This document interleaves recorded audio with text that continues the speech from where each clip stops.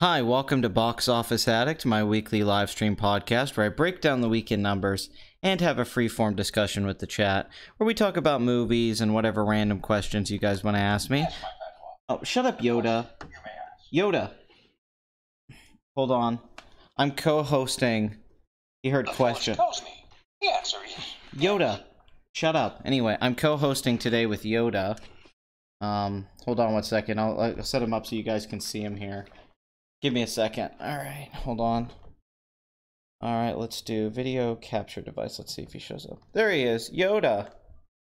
There he is. Let me see. Alright. Say hi, Yoda.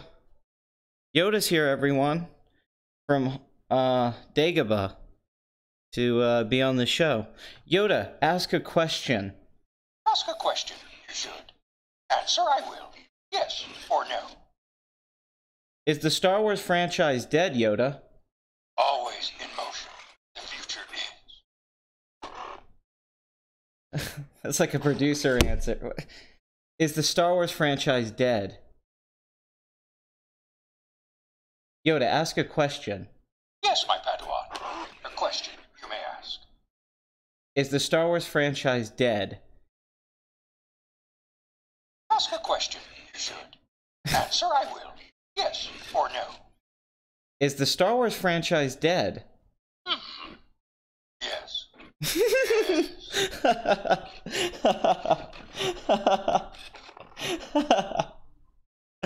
Okay.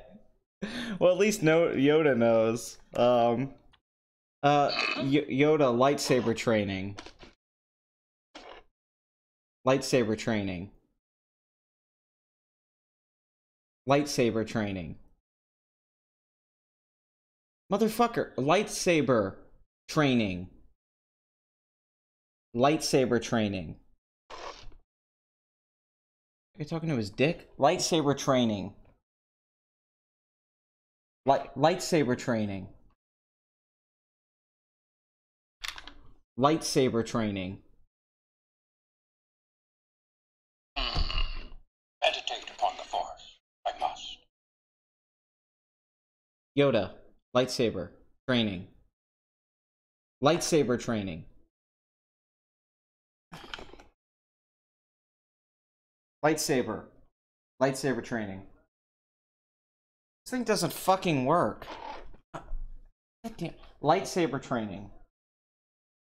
Yoda, lightsaber training. Lightsaber training. What you're supposed to say, hold on. Yoda, lightsaber. Yeah, okay. Lightsaber training. Lightsaber training. Yoda, lightsaber. Yoda, lightsaber training. Lightsaber. Training. He did it earlier. I don't know why he's doing... The Force is with you, young Padawan. Lightsaber training. Okay, hold on. I want to turn them off and on.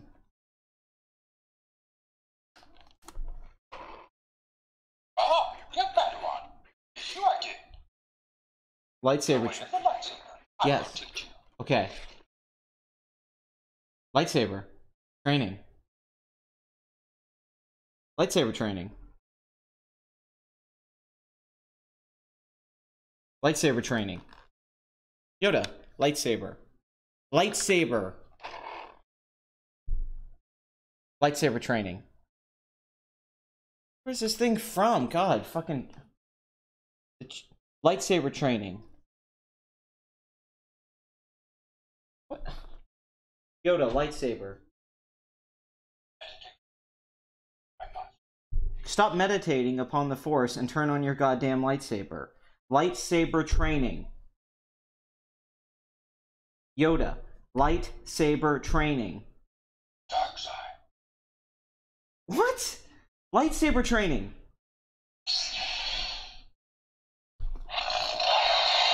Oh, fuck yeah. Yes.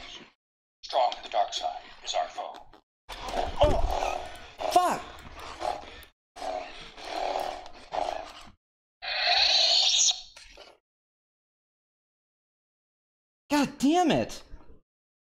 Fuck you, Yoda. Ah, shit. Ah, god damn it. Ah. F you, dude. Never mind. Never mind. Yoda doesn't know how to work.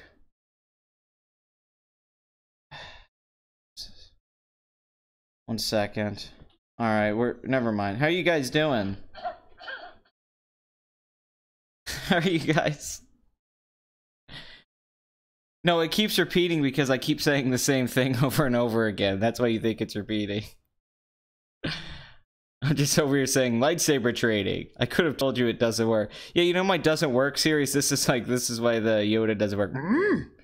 Not turn on and work properly, I will. Fuck with you, I will, Pat.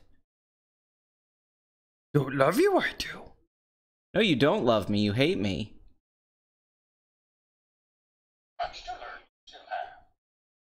What do I have to learn, Yoda?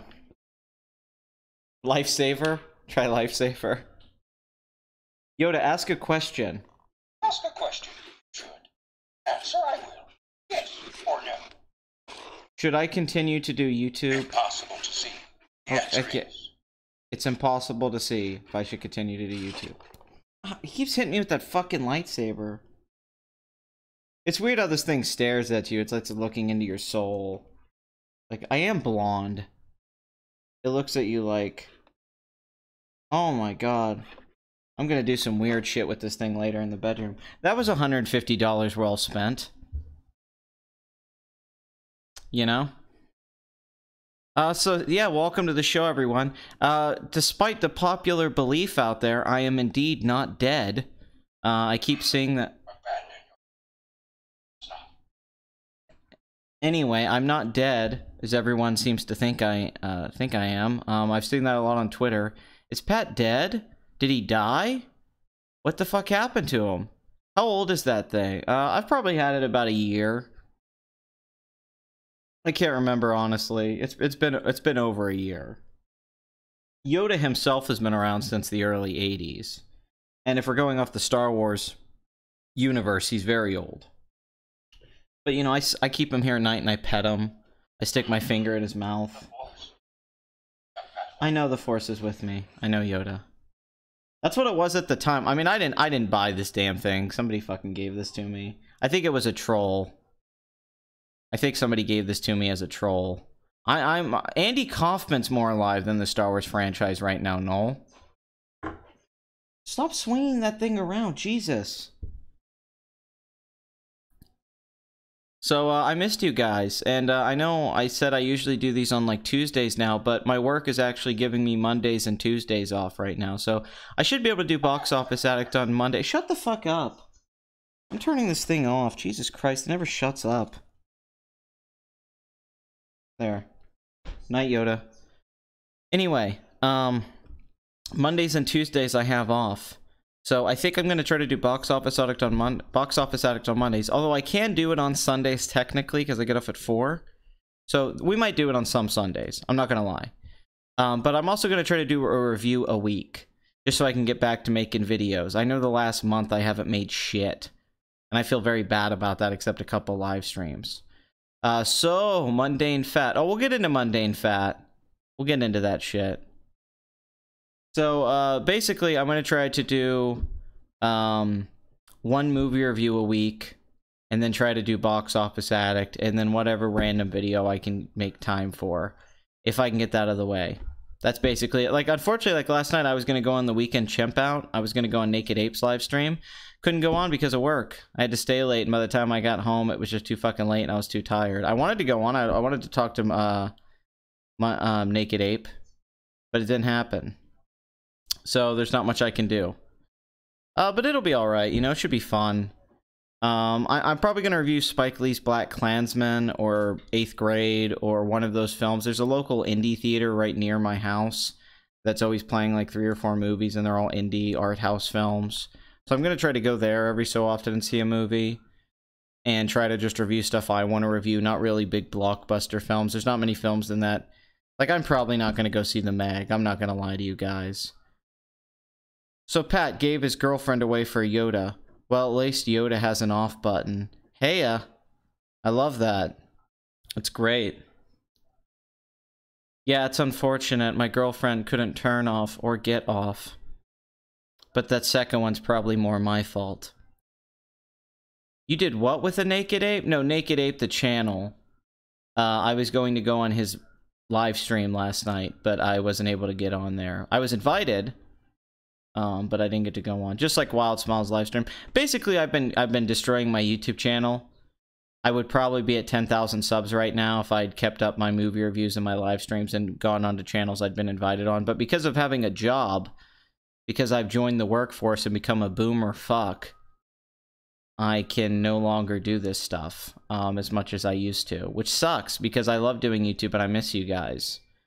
You know, so I feel shitty about it. I don't know what to do. Yeah, it means no more Saturday Night Fever for right now. Unfortunately, Saturday Night Fever is going to have to go on a hiatus. I guess it's going to have to become Tuesday Night Fever or Monday Night Fever. So that sucks. Yeah, pretty much work has made Saturday Night Fever impossible. So I apologize for that. I apologize for not doing more movie reviews and more analysis, essay stuff, my favorite films, all that shit. I feel awful about it. It's really just having no time. I work sometimes 50 hours a week. I just have no time. And I was working very late at one point, so it just makes it very difficult to come on and do YouTube. I've had no time for anything. I've had very little time to work out. I don't even eat as much as I should, honestly. What do you think of the audio commentary in Avengers Infinity War? I haven't heard it. What is it? Is it the cast or is it the Russos, or is it two different commentaries? I don't know what the commentary track is on the Infinity War, so... I mean, I know what it is, but I haven't heard it. So we'll have to get around to that. It's good to see you guys, man. I gotta say, I miss you guys. It really is. I'm glad Bathory was able to be here. She couldn't make the last one because it was a little late. As you guys know, it's tough for Bathory.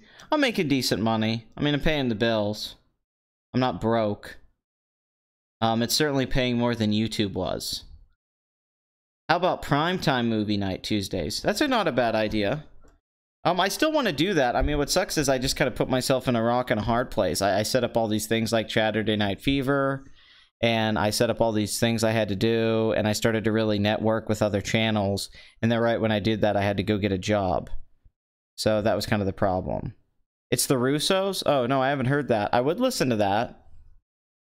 I almost met the Russos once at a Comic-Con, but I missed it by a few months. Yeah, 50 hours, yeah. It's a lot of work. I don't know if it's good. It might be good. Let's just say it is good. Fuck it. The Meg's a good movie. I don't need to see it. That's my review. Well, I don't know how late it is over there for you, Bathory. I'm an American. We don't know shit about geography or anything with the rest of the world. We only care about what's going on in the, like, the state we live in. No, not even that. The county that we live in. I guess your prodigal son, Noel, has returned. Yes, yes, he has. Yes, he has. But Box Office Addict will always continue just so I can stay up to date with you guys until I can get... You know, it's just like anything. When you start something new, you can't make a regular schedule because it's erratic and it's hard to figure out, you know, how to do things. And that's really what's just been happening with me. I've been so busy, and, you know, I just moved to a new city. Like, what's it been? A month now? A month and a half? So until I get better situated, it's hard for me to be like, hey, I need to be able to do this, or I can do this on this day or that time. That's all it is. Now that I can find a time to be like, oh, okay, on these days, because I didn't have a regular schedule. But now that my schedule is more regular, I should be able to do videos on Mondays and Tuesdays and possibly Sundays or Wednesdays and stuff like that. I don't care crazy. A lot of people are into a lot of shit. I don't care. Apparently it was Nintendo that Emu Paradise scared, even though the EMU has not had ROMs of Nintendo's games for... Oh yeah, that whole thing. You watched 7 last night, Noel, for the first time? That's cute. That's cute, Noel.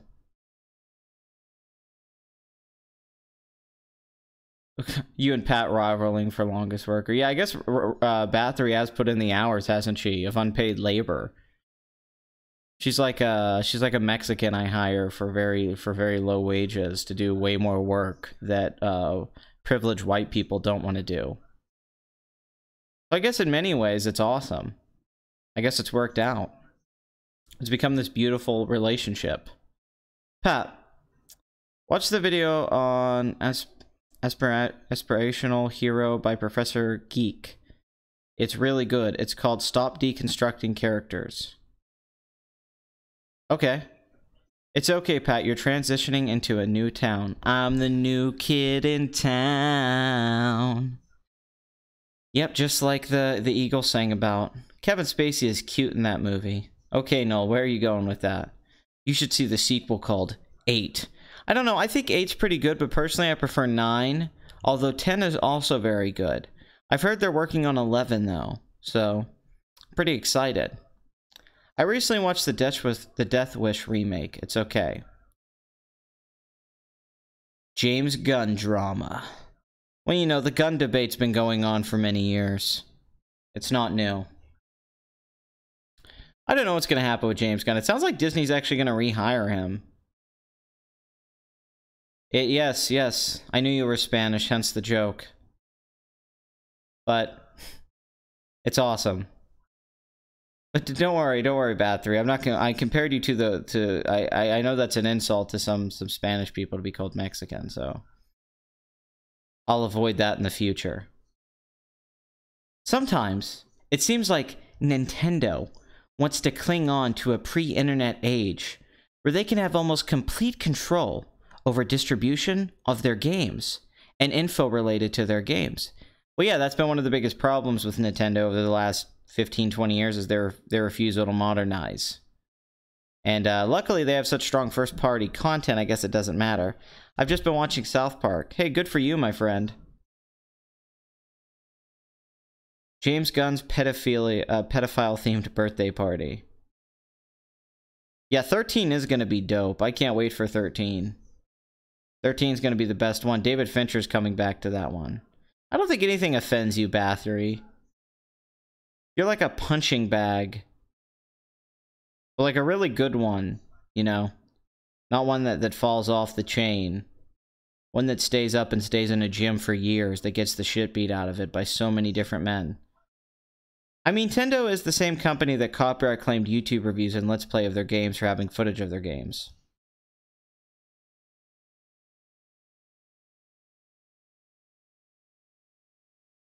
Love ya. Always have. Ah, it's so good. Okay, Ash, you think you're a Pokemon master? Well, let's see. It wasn't a pedophile-themed birthday party. It was a To Catch a Predator-themed party. There's a difference. That's true. That's very true. So what predator did they catch? And were they setting by the lemons? That's all I care about. I can't believe in 9 the story changed completely to animated ragdolls. No, I think that was a very bold, creative choice that paid off in the long run. I mean, that film did make $600 million worldwide. You have to remember that. I mean, this was a business decision at the time. I bet he does want to take Yoda to one of his parties. For all I know, Yoda's been to all those parties. Yoda's been in Bryan Singer's hot tub. Yoda's been in Harvey Weinstein's shower. Yoda's been everywhere. I mean, what do you think he does with that lightsaber? Now that I think about it, he hit me in the face with it. Oh, shit. Now I feel disgusting. Just like Noel after a Friday night on the street corner that he just got dropped off at. But that's Noel's life decisions that led to that. He was really influenced by Jodie Foster's character in a little movie called Taxi Driver where she played a prostitute. For some reason, that just really inspired him to go out and try something with his own life. But his pimp does tell him that he loves him more than anyone else. And Noel believes it. Well, 12 had them took hallucination drugs. I thought you were hallucinogens. Hallucination drugs and fought in a desert. Yoda has been up Weinstein ass. Well, you know there's fine wine, right? Wine ages. There's fine Weinstein ass. Today was with Sir Ian McKellen. Grody Yoda. Ooh. Hoth Rebel 86. That's a great name, by the way. I respect it. I was listening to that World Class Bullshitters live stream with Mauler and Dishonored Wolf. Some of you may have seen me in the chat, and everyone was like, hey, Pat's not dead. I feel like Snake Plissken. They're just like, hey, I thought you were dead. I was.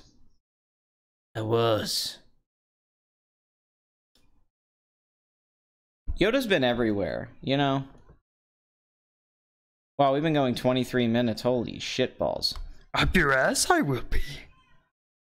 Apparently, Shane Black's The Predator is supposed to be an R-rated, gory version of Monster Squad with man-children instead of literal children. Well, I hope that's what it is. Fred Decker worked on that movie, who directed Monster Squad, and also one of my favorite films, Night of the Creeps. So hopefully that's what it's like. I would love something like Monster Squad. But that sounds almost too good to be true. That sounds like somebody promising you Jesus juice. And really, it's just, you know, I don't know, Sunny D mixed with Big Red with a roofie in it. Pat, did you see that vid where Ben Shapiro had to stick up his ass about the John Lennon song Imagine? Blood Money also hates that song for the very same reason, actually. Me and Blood Money have conversations about that song. He hates the lyrics to Imagine. I think it's a pretty good argument about that song being bullshit, but I still like the song. I'm upset they won't release the I Hate Everything debate, but technically I think they were recording him without him knowing. Of course I've seen The Swimmer with Burt Lancaster. I was just talking about that movie the other day. I was talking about pull hopping with my girlfriend, and I was like, there's this movie where this old guy with abs pull hops. And it's amazing, and it's called The Swimmer. No, the Monster Squad, they're talking about the new Predator movie being in the vein of the Monster Squad, because Shane Black worked on that screenplay. What do you think of the plot of the 2014... What do you think the plot of the 2014 Godzilla reboot should have been? See, I thought you were asking what did I think about the plot, and I'm like, there was a plot to the 2014 Godzilla? Should I focus more on Godzilla rather than the Mutos? Yes. Godzilla should have been the main villain. I wouldn't have had other monsters in it. I would have had Bryan Cranston's character is trying to figure out what killed his wife, which was a nice setup, and then he finds out that there's Godzilla, and I would have made it Godzilla is a natural disaster, and Godzilla comes and fucks shit up. It would be in the vein of like Godzilla in 1985, and Godzilla would just destroy the city with Bryan Cranston trying to stop it, but realizing you can't fuck with nature and it has to play out. You know, it has to take its course nature, and eventually just a destroyed city with Bryan Cranston. And Godzilla leaves after the damage is done. 10 out of 10 disaster movie. Tons of Godzilla carnage. Him destroying buildings. Him destroying tanks. Him destroying helicopters. What have you. Bryan Cranston getting really serious with it. You know, playing doing it. Bryan Cranstoning it, basically. And I think that would have been a fun movie. I think it should have been like 105 minutes. I think it should have kept moving. I know a lot of people are like, what about you? You should have another monster fight. It's like, no, I actually think a better way you should have went back to the original Godzilla. I think something that could have really helped that movie is if Godzilla would have been the threat, if Godzilla would have been menacing and evil, quite frankly, to the human characters. I would have liked to have seen Godzilla kill people. I would have liked to seen Godzilla just fuck shit up and them not knowing what to do and failing over and over again. And then Bryan Cranston having to accept the failure, because what he would be doing really is he's realizing he can't bring his wife back. He's clung on to this thing for so long about getting back his life that he had when his wife was alive.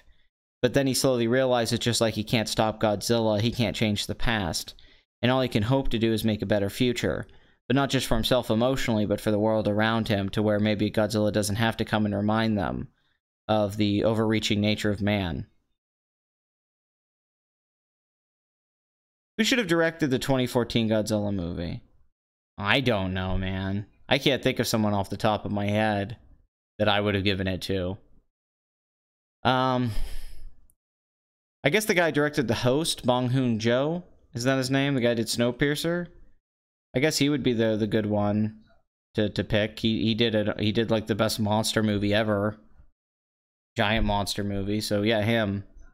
He should have done it. It does look better. Yeah, it does. I don't think that's Americans, though. I mean, in most of the Godzilla films, in Japan, he's fighting other monsters. Tom Cruise should have been Wolverine back in the day. Yeah, I guess he does look like Wolverine when you think about it. And he's short. Hey, Pat, good stream. Ever see a Bava film called Rabid Dogs or Kidnapped? Yeah, Rabid Dogs. I have seen that film. I saw it a few days ago for the first time and liked it quite a bit. Can't get it out of my head. I remember it pretty vividly visually. As far as story stuff, I remember connective tissues. But it has been like probably 10 years. Christopher McQuarrie or any Asian director. Or any Asian director. I love that. Just to see a movie where Godzilla does Arkham-style martial arts on a whole city. Yeah, that'd be awesome. I'd love to see him doing martial arts. Yeah, I didn't like the hiding Godzilla either. I didn't mind it at first. I know that Gareth Edwards was going for a, you know, Jaws approach. But the thing was... oh, I can't wait for that terrible lizard. The thing with Jaws was that only was because the shark didn't work. So they had to write a movie around it, right? So that was a happy accident. They ended up writing this brilliant film with great character work with Quint Hooper and Brody. And these actors, and he kind of became Steven Spielberg. He kind of found his bones in that movie. But it's because they didn't make it this big dumb B movie they wanted it to. With Gareth Edwards going in and just saying like, hey, I want to recreate that. It's not as organic. It's organic with Jaws. They had to do it. It was, you know, limitations making them have to overreach. He had all the money in the world to make a Godzilla movie and to put Godzilla in it as much as he wanted. So it's completely different. You can't recreate that in an artificial way, and that's why the movie felt artificial with those moments. What he should have done is just said, hey, I'll tease Godzilla for about 30 minutes of the movie, which is fine, and then the whole rest of the movie, I'm going to give you a shitload of Godzilla, and show you Godzilla like crazy, or at least be more clever with your blocking, to where when Godzilla is attacking and things are happening in the city, it's just more entertaining and enthralling. I mean, the main issue with that movie for me is just Aaron Taylor Johnson takes the movie over and he's boring as shit and it hurts the whole movie. I think the first 15-20 minutes with Bryan Cranston's really good. It's just after that, once Aaron Taylor Johnson takes over, he's so bland in that movie and his character, so it just makes the movie more generic, unfortunately. I think if it had a couple compelling lead characters and actors, I think it would have been easier to sit through it. In fact, I think it would be a pretty watchable movie. But when there's a point that the only thing you're clinging on to is the monster fights. That's what you want, and you don't get any of that until the very end of the movie. And it's not like this great payoff where you're like, oh man, this is amazing. I've been waiting for this. It's just more like, yeah, it's too little too late. You want it, and that's in the last like 20 minutes. And you're like, yeah, but I had to sit through like an hour and a half of bullshit just to get here. So it was just it was a design flaw within the movie. Although Gareth Edwards isn't a very good screenwriter, storyteller. He had these issues in Rogue One. His first film has a really boring story, not likable characters. He has this issue. He's a visual guy. He's a very good visual. He'd be a great second unit director. That's why the Darth Vader scene that he got to shoot, but Tony Gilroy kind of constructed, is one of the best things he's done. He's a guy that should work as like a second unit, or, you know, work with the camera crew. And he's very talented. He's just not a good storyteller, which is a problem if you're a director, because you have to be able to know how to pace and flow a story and make something compelling and get the mise-en-scene right. And Godzilla didn't have any of that, unfortunately. It wasn't very well made. It's very good looking, but it actually isn't well crafted. And a lot of people get those two things confused. They think because a movie's pretty that it's well made, but that's not true. You know, all the Pirates of the Caribbean films are gorgeous, but really only the first one's well crafted. Even the one Rob Marshall directed for, very good looking movie, right? But that's because, you know, they've put $250 million into it. You hire some of the best, you know, you hire a world-class cinematographer, costume designers, set designers, special effects artists. So of course the movie's going to look good. When you have the best cameras and you have the best lights and you have the best costumes, a movie should look good when you're spending that kind of money. But that doesn't mean it's well put together, or that it flows well, or that it has good cutting, and that scenes to scenes really go together and flow very well. That's a problem with most modern movies, though. I see, especially big films, they don't really have that. They feel so scatterbrained and chaotic.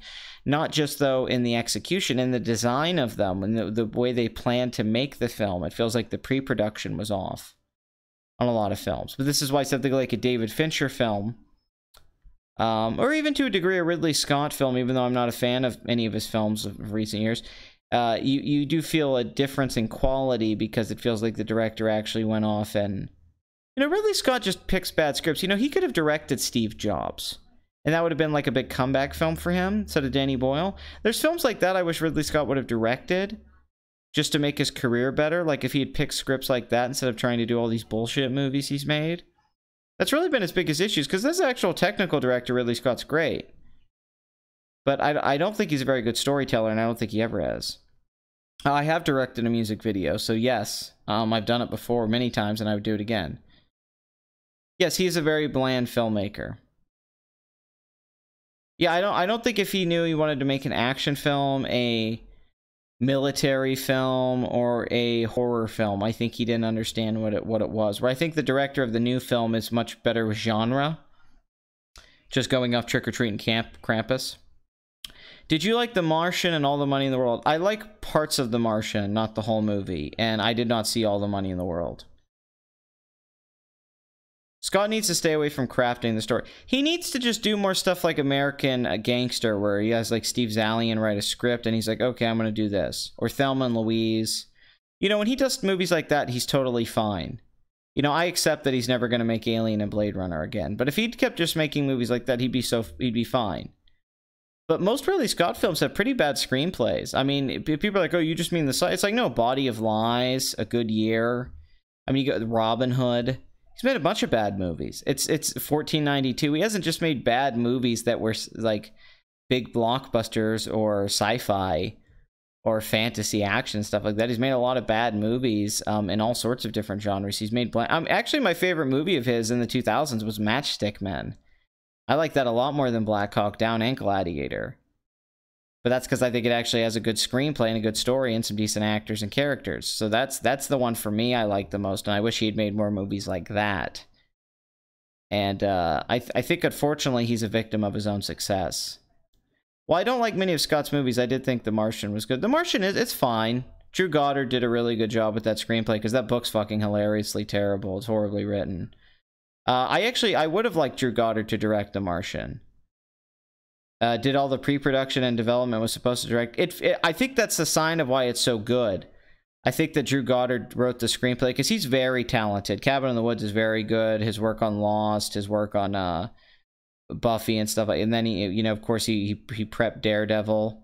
I hate Body of Lies, but that's fine. We can differ on that. But yeah, Drew Goddard, it's his pre-production, a lot of stuff he did on The Martian, I think, is why it works. I don't know how much of it's Ridley Scott. I think a lot of people are like, oh, wow, this is one of his best movies and a return to form. But I think a lot of that actually is I don't want to say he got lucky, because obviously he made that film for like $100 million. And that's something Ridley Scott can do that a lot of people can't, is make a movie that looks that good for that amount of money. You know, his movies always look like they cost twice the amount of what they actually do. But I think The Martian book is bad. I think it's horrible. I was not entertained. I think the book's horrible. It's like Ready Player One, where everyone's like, this book's great, it's awesome, and you read it and it's horrible. Like, this is written by like a fucking 15-year-old. Horrible prose. And not just bad prose, but like a book that thinks it's smarter than it is, and it's clear the writer just masturbating on the pages and trying to tell you, like, look at all these things I know. Instead of telling a story, it's a book of details, and the details themselves can be interesting. But it's not really a well put together story or narrative, and you're not really compelled by it. Everything I just said makes The Martian a bad book. It's not well written from a writing standpoint. It's just some crazy thing happens and the guy solves it. It's got very cringe, in your face humor. It's very try hard. I mean, it's so many things about it. It's really just, it's a gimmick book. It's got a gimmick of how the book's written, and that gimmick doesn't sustain a book. It works for a 2-hour movie, I think, better than it does a literary experience. I think it works visually, but I don't think it's very good for literature. Just like Ready Player One, I think works as a visual story, but as a book that was written by Ernest Cline, it's horrible. Mainly because he's not a good writer. Cabin in the Woods is insulting to horror fans. It's one of the few movies I have actual contempt. Huh. Maybe a lot of books today are overrated, nothing but detail and no substance is because people don't like reading anymore, so they don't know what's good. I don't necessarily know if people don't know what's good. I just think that there was always popular books that sold that weren't always that great. I mean, I don't think that books have always been... I mean, there's always been amazing books, and people still write good books, but I mean, you could say, people say literature's dead. I don't totally agree with that. But it's not like there wasn't always generic bestsellers. At least in the modern day, and there certainly was in the 20th century, not just the 21st century.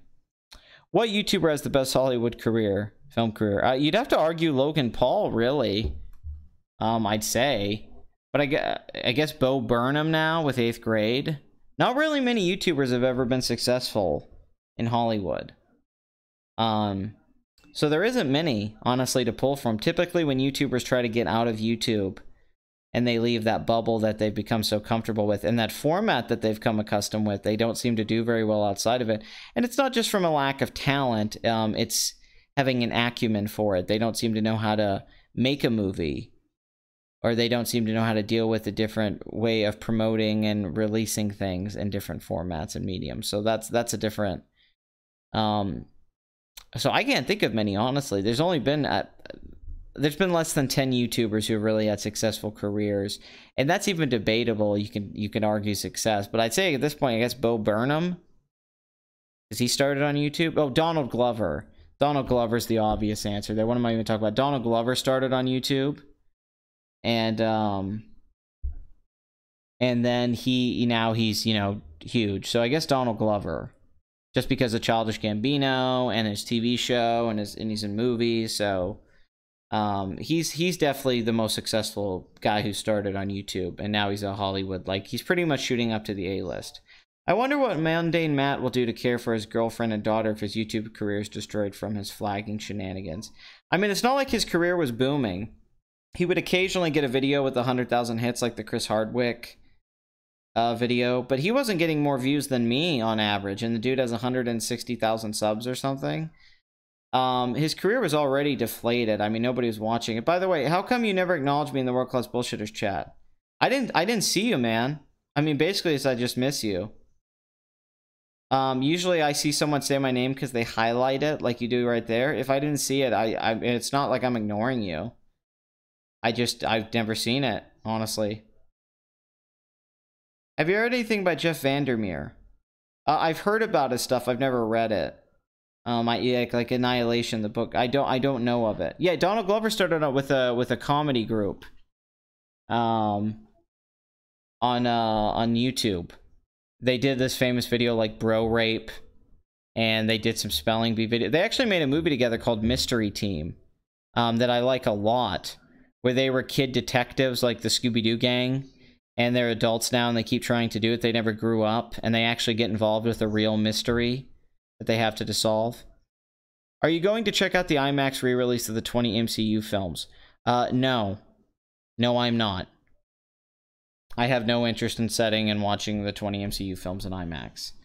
Especially considering most of those films were not shot with IMAX cameras. So I have no interest in that, honestly. It does go fast in there, Dawn, yes. Dumbland, I am not a fan, to answer your question, Funny.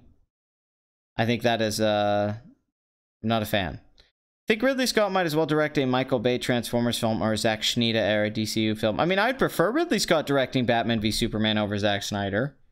I prefer Ridley Scott's Transformers. I don't think I would like it much more, but I prefer it for goddamn sure. Yeah, Derek TV, Derek Comedy, yeah. Yeah, he was in a comedy group. That's where I mean, I think they started with YouTube videos. Maybe they were around a little bit before that, but he had success on YouTube. Went out to LA, did stand-up. He was Childish Gambino. He got some acting gigs, and now he's, you know... Hey, Fraser's here. Sweet. My man. So, yeah, that's the answer, is Donald Glover. We should get back to the box office, though. Bathory, as always, is correct. Oh, The Island, that Michael Bay movie. I didn't know that came out this year.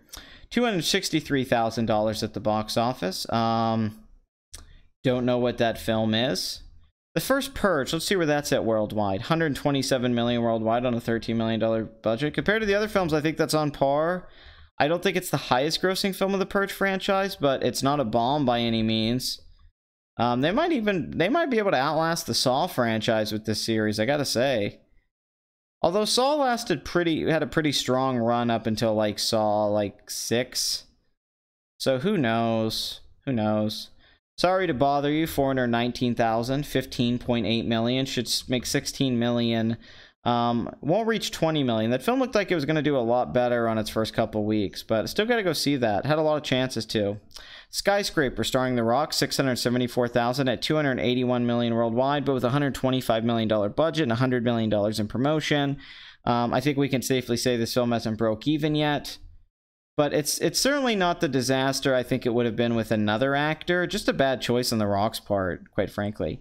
734,000 for Three Identical Strangers, the documentary, which I really want to do a review for, which made a great 9.7 million in 433 theaters. It's its widest release, and it's only in 326 right now.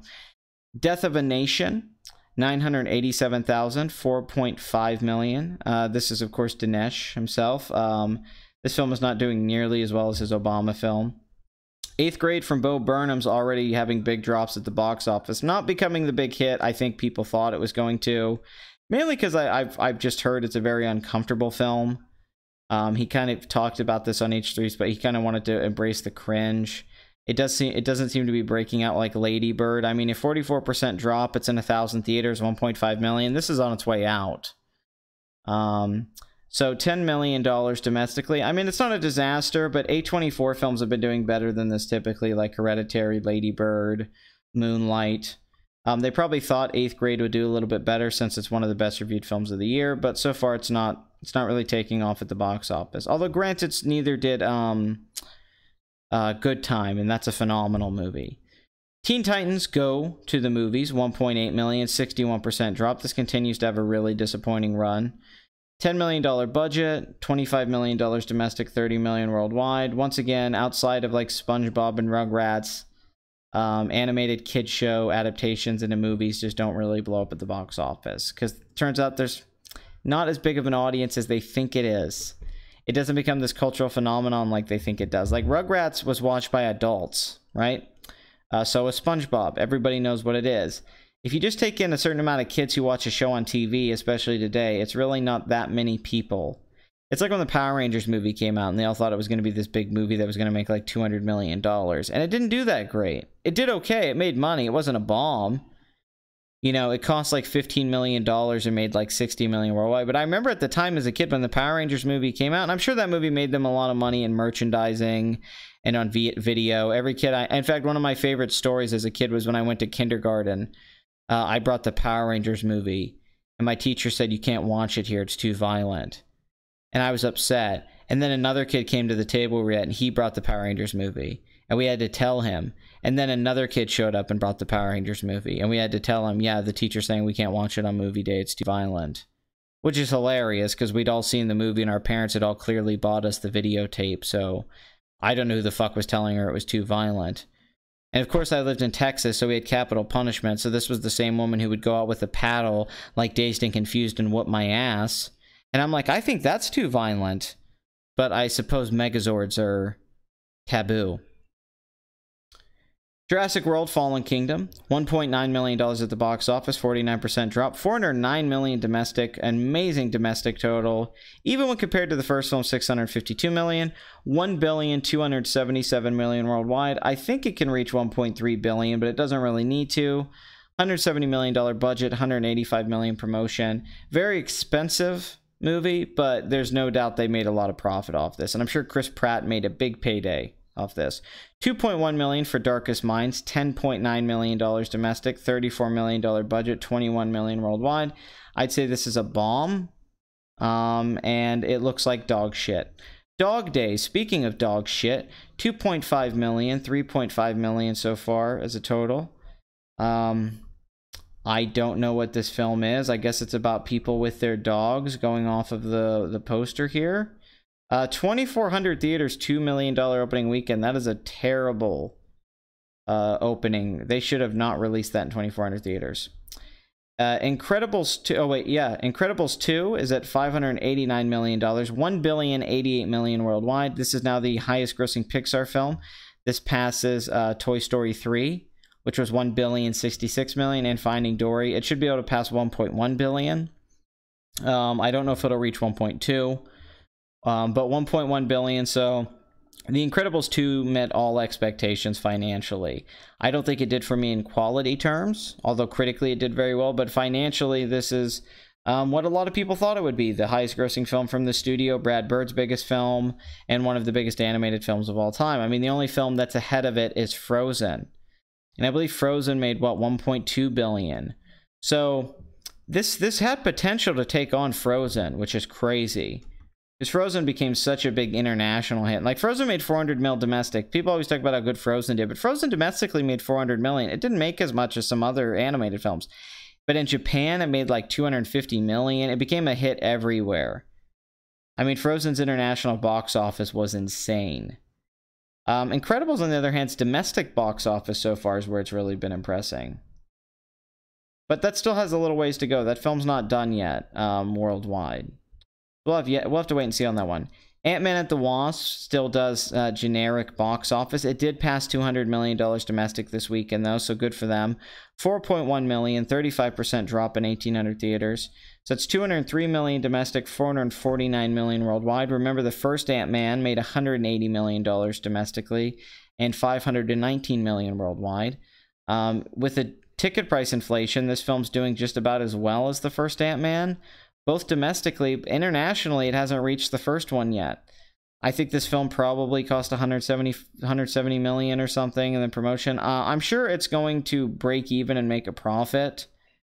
But I'm sure that Marvel thought this was going to open at like 80-something million, or Disney, and make like $230 million and $600 million worldwide, or even more. I mean, I thought $600 million worldwide myself a few months ago. So this is definitely a disappointing box office performance, especially for the MCU. It's one of their lowest grossing films. I mean, this is right now where Thor ended up years ago. Thor came out in 2011, so these are not great numbers for a sequel. Let's not even compare it to Black Panther and Infinity War, because that's not even fair. But the fact that it hasn't even been able to make much more than the first Ant-Man, I think, is really surprising. So they didn't really grow that audience. But I do think it's because this film didn't really have a villain in the trailer. The premise was only, hey, more Ant-Man. I mean, the trailer really was just like, hey, the Wasp and Ant-Man doing stuff you saw in the first movie. You know, the gimmick wasn't there with the shrinking. And I think that that didn't really serve them well. They should have added a better villain. And they should have had more of a premise. What is this movie about? They just went off the goodwill of the MCU, which gave them a big opening weekend. But it didn't result in a bunch of returns and the film becoming a bigger hit than it could have been. Hotel Transylvania 3 continues to have a great run at the box office, like this franchise does. $5.2 million, 34% drop, $146 million domestic. This will pass the first film domestically, which made $148 million. It will not pass the second film's $169 million domestically. But worldwide, it's passed the first film's $358 million with $379 million. The last film, I think, made $473 million. I don't think it'll reach that either, but with an $80 million budget, which is the budget for all these films, this is still a very successful film, and we will no doubt see Hotel Transylvania 4. Adam Sandler will probably make 6 or 7 of these. And honestly, to their credit, because they've been able to keep the budget low and keep a big director like Andy Tartakovsky, who's a real talent, under their payroll, they've had a successful franchise here. I mean, this has really paid off for them. I guess you can compare it to like Madagascar, except I think the first film's much better than Madagascar was, but that's, you know, good for them. You know, they're not spending $200 million on these things. It's not like Illumination where they make $80 million films and they make $1 billion like Despicable Me, but, you know, still. The Equalizer 2, $5.4 million, 38% drop. That's a really good hold. $89 million at the box office on a $62 million budget, $99 million worldwide. The first film made $101 million domestic, $192 million worldwide, so we'll have to wait and see. Great opening weekend, but did not have staying power. Mamma Mia 2, $5.8 million, 34% drop, $103 million domestic, finally passed $100 million. Will not reach the first Mamma Mia's $144 million, obviously. But worldwide, it's still doing very well. 281 million. The first Mamma Mia, of course, being the biggest musical ever, 609 million worldwide. Of course, in actuality, it's like Sound of Music, My Fair Lady, and all that, Mary Poppins. This film should make over 300 million worldwide. So I would say it's a success. I think their biggest problem was they waited too long to make this. I think if they were going to make a sequel to Mamma Mia, they should have maybe done it in like 2015. My girlfriend saw this movie with her mother and she was telling me about it, and it sounded fucking insane. And the first movie's fucking insane. It's one of the weirdest movies I've ever seen. But I honestly thought this would have a bigger opening weekend of like 45 million and make more money domestically. I am surprised by this just because how popular that first film was. But whatever, you know, it's not a bomb by any means, but not doing as well as I think a lot of people thought it would do. But you can't knock a film with making 300 million without that budget. So The Spy Who Dumped Me continues to have a very bad run at the box office, like most comedies over the last few years. 6.4 million, 46% drop, 24.4 million domestically, 31 million worldwide, $40 million budget. Mila Kunis' movie star is fading fast, and Kate McKinnon's star never really happened, despite what they keep trying to tell you. Now let's get to Spike Lee's new joint, BlacKkKlansman, which Rotten Tomatoes had the gall to write an article about, saying that this was going to open way better than you think it will, and they were comparing it to like Black Panther and Get Out, and saying it was going to be a surprise hit like Get Out, making 33 million opening and going on to be a big hit, you know, making 177 million, Black Panther being a big surprise hit. I don't know why they thought that. I mean, it looks like a very entertaining, fun, good movie, and it's Spike Lee's best reviewed film in like 20-something years since Malcolm X. Although I thought Chirac was great and was underrated.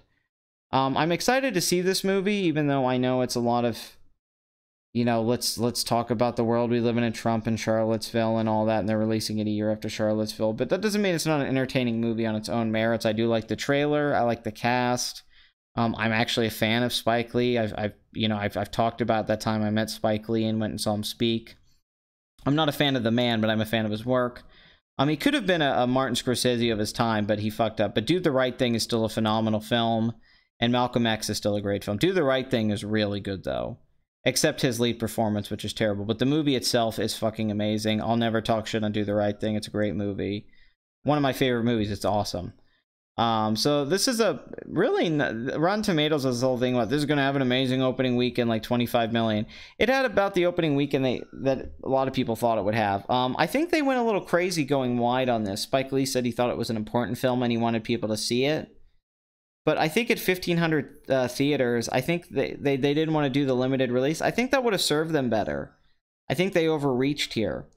Because there's too many... I don't think they thought how good The Meg was going to do. And Mission Impossible's been doing really well. I mean, The Meg surprised everybody this weekend, honestly. But... Excuse me. But the problem with BlacKkKlansman, despite like a really good trailer and some good marketing and great reviews, I think it should have been a film that built hype over word of mouth. Like, let's release it in like 100 theaters. I don't know why they went for the throat right away out of the gate. Like, I think they were honestly hoping for a $20 million opening weekend. I think they thought this had potential to open like that. Instead, it's going to open at 10 million, and unless the word of mouth is amazing, and I know it has an A- cinema score, but that doesn't mean shit. I don't see this film making that much. I think it had potential if they would have opened it slow to eventually be like, hey, wow, then get to like an $8-10 million opening when you go wide. And then maybe this could have made 50-60 million if they would have released it better. I think the problem is releasing it so quickly it might come and go. But who knows? Maybe the word of mouth will be great and people will love the movie. I don't know. But I feel like that would have shown in this weekend. I think at 1,500 theaters, it would have at least opened a little bit better. Still, 10.8 million is not bad when you consider the film cost $15 million. Now, that doesn't include marketing, which they had a big marketing campaign behind this movie. But so far, 11 million worldwide. This is the best Spike Lee opening in a long time. Let's look at Spike Lee's career. Chirac had $1 million opening. Once again, I love Chirac. Old Boy was just a bomb. Miracle at St. Anna was a big bomb. Inside Man was his best opening, 28 million. That was actually a really good movie, except for the ending, I think. But really like Inside Man, 2006. And outside of that, this, I guess, the original Kings of Comedy, one of his better openings. Spike Lee's films, yeah, even Malcolm X didn't do very well. It did okay, and Do the Right Thing did good for its budget, but he's never really been a big draw. They always kind of act like he was a bigger draw than he was. You know, adjusted for ticket price inflation, Inside Man and Malcolm X, you know, both made over 100 million. Jungle Fever made 71 million. You know, 32 million in 91 was very good. Do the Right Thing would be 64 million. So, but really, if you look at most of his films, he's never been like a huge box office draw. He was more of like a critical darling. And, you know, his documentaries got praised. So overall, this is an okay opening week. I don't think it's horrible. Blumhouse worked on this one. Jordan Peele was a producer on this. It's crazy the reviews it's getting. I think it's definitely getting very praised. You got Topher Grace and Adam Driver and Denzel Washington's son. I guess we'll just have to wait and see with this one. But as of right now, Black Landsman is doing okay. But that's only because it was so cheap. You know, if this had been like a $30 million movie, this opening weekend wouldn't look very good. But it's not a disaster, which is fair. I don't think a lot of people like Spike Lee either. Yeah.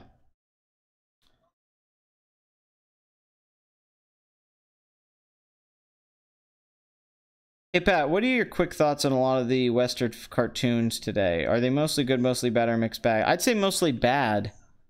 I mean, I'm a big cartoon fan. Been a fan of cartoons my whole life. I still love cartoons. I'd say most modern cartoons are not very good. That's because a lot of them aren't made by animators. A lot of them are... I mean, occasionally you'll get a gem. Like, you know, you get some good, like, Adventure Time for the first few years, you know. But for the most part, yeah, most of them today are not very... Especially compared to what was going on in the 90s and the early 2000s. Death Note's phenomenal. The anime. Love it. I mean, what's there to say about Death Note? Hasn't been said. Great lead character, great writing, great music, great editing. It kind of captures the pace of reading a manga or comic book more than most things I've ever seen. Smart. In a lot of ways, I like it more than Breaking Bad, honestly. It's a similar show. Death Note's just great. And they say it's the anime for people who don't like animes, but I think it's just good. Like all good animes, like how Spirited Away is good, or Berserk's a good manga, but it's fucking phenomenal. I mean, I like the first season of Rick and Morty. Are you going to turn off that pesky ad block? What? What do you mean? I have ad block on. Why should I see ads? What ads do you want me to see? Ad block's great. I love ad block. Although you guys should all turn your ad block off when you watch my videos. Oh, the new popular category. We'll talk about that. I hate the Steven universe. I hate it. Doesn't help that a lot of cartoons are driven by storyboarders instead of writers. Yes, that's true. There's just a lot less talented people working on modern animated shows. I might watch the new Castlevania show, the second season of it on Netflix. I might. I don't know. I thought the first one was okay. It was a little boring. The popular Oscar category. Holy shit! What is with that? Why did they turn it into the People's Choice Awards? It's such a bad decision in every way. You know, it's such a bad decision. There's no way to get around the popular film. I mean, what does that even mean? What is the popular film category? Gravity was a popular film. It made $700 million. Inception was a popular film. It was nominated for Best Picture. Braveheart won. Gladiator won. Those are popular films. Star Wars was nominated for Best Picture. It was a popular film. I don't have a Minds. I do have a Minds account, actually. Yeah, Patriarchy 77. Although I never use it, so you're just going to be looking at... Although a bunch of my old Patriarchy videos are there that aren't on YouTube right now. So if you want to go watch some of my old stuff, it's actually worth subbing to. I don't know what they were thinking. I know that the Oscar ratings have been dropping every year, but they think that's just because of them not embracing certain things. I'll tell you what it is. It's because... I'll say another thing. It's not the politics. It's not how boring the show is. Or how long it... I know everyone says that. I'll tell you what it is. It's because people don't watch network TV anymore. Young people do not watch television. They watch Netflix. Oh, it's a mundane Matt joke. They watch Netflix, and they watch Hulu, and all sorts of things. Yes, he is right about that. So the problem is the Oscar telecast is mostly getting watched by older people and me. I'm probably the only guy in his 20s who watches the Oscars. So when they get 30 million people, it's just that that's all that has television that is watching it. It's the people that are left over. If they put the Oscars on Netflix and streamed it live, or on YouTube or streamed it live, I guarantee you they could get millions of people watching it and put ads on it. But because they still do it as this 4-hour show on a network, they're never going to get those ratings back. They're never going to get 50 million people to watch the Oscars again. I don't think a good host would save it. I don't think if they got the best... I don't think if they did the best Oscars in 20 years, the ratings would be good. I don't think it has anything to do with that stuff. I hate the politics. I think the show's gotten boring. I hate the musical numbers. I agree with all of you guys. But I think it's mainly just a different era that we live in. I think a category for best stunt work would have been a better thing, too. But this popular film thing just cries desperation. Just like they're trying to get it down to 3 hours, and they said they're going to cut a lot of stuff out, and they're not going to give certain films awards tonight. Like, what film? Are you not going to do the cinematography Oscar on the telecast? Oh, yeah, of course Jimmy Kimmel's worse than Letterman. Jimmy Kimmel's the worst Oscar host ever that I can think of. I've never seen so much. Although Jimmy Kimmel's whole career is kind of that way, where it's like, how's this guy so famous for being a comedian? As Greg Giraldo said on that roast that one time, wow, Jimmy, I've never seen you be funny on television before. But the popular, you know, what are they just going to give it to Black Panther? Is the whole idea we're going to give Black Panther the popular film Oscar because we don't want to give it Best Picture? Okay. But there's so many... Django was popular and got nominated. I mean, there's so many films that make, like, a lot of money at the box office that Avatar was nominated for Best Picture. So is there going to be... just like the animated category, how some films get nominated for Best Animated Film and then Best Film? Like Toy Story 3 had that and Up. Are they going to nominate, like, some films in Best Popular Film, like Mad Max Fury Road, and in Best Picture? And then it'll win the popular film and keep the Best Picture nomination? I mean, it's a random category, because what does that mean for Best Picture now? Best Picture is this is the best film of the year. But now they have a category called popular film. Like, they're not breaking it down by genre. Like at the Golden Globes, they have comedy, musical, drama. So, okay, this film that one's a serious film, and this is a funny film or a musical. I can get with that a little bit more. I can't understand the category of popular film versus Best Picture. So Best Picture is the Prestige Oscar. This is for the dramas. And popular films for, I guess, superhero movies. Or I honestly don't get it. I don't know why they didn't do like Best Comedy, Best Drama, Best Action Adventure. You know, they could have done that. They could have done different genres, and that might have made more sense. And then but then everything would get nominated for Oscars. There'd be too many. I mean, I hate to say that I'm a purist about the 5 Best Picture nominees, but I kind of miss the old format. I really do. I miss when there was 5 Best Picture nominees and they were all dramas. I think that fit the Oscars. It was okay that it was pretentious and was only for certain kind of films, and it was the industry sucking itself off. That was fine. It was an award show. It's just like dog shows. It's not that different. There was a certain thing that got nominated, you know. Yeah, there were those films like an Out of Africa or a Kramer versus Kramer, or that would win Best Picture, you know, or The English Patient. But I didn't really have a problem with that. I mean, I hate a lot of films that have won Best Picture. Fucking, you know,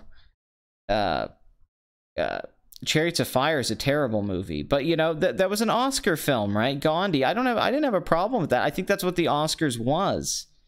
I think that's why we watched it, was that it was for people who liked movies like that, and you understood what it was. Like, oh, yeah, this is that. Like 12 Years a Slave, that was an Oscar movie. I can deal with that. But now they're thinking that, like, no, we have to give, like, Infinity War an Oscar, and that's going to get the young people watching. But do they not realize young people aren't watching the MTV Movie Awards or the People's Choice Awards? It's not like their ratings are great. All of these broadcast award shows are hurting. It's not just the Oscars, it's all of them. You're not going to save it. The only way to save it would be to do it as a live stream on the internet. Because the only thing people really tune in big numbers anymore is sports. And for some reason, Big fucking Bang Theory. But mainly, yeah, your best bet would be to do a live stream, sign a deal with YouTube and say, hey, we're going to live stream the Oscars. We'll show all this behind the scenes content. We'll get a couple big sponsors like Coca-Cola. And we'll do a 3-hour live stream on YouTube. And you could probably get 50 million people to watch that, I think.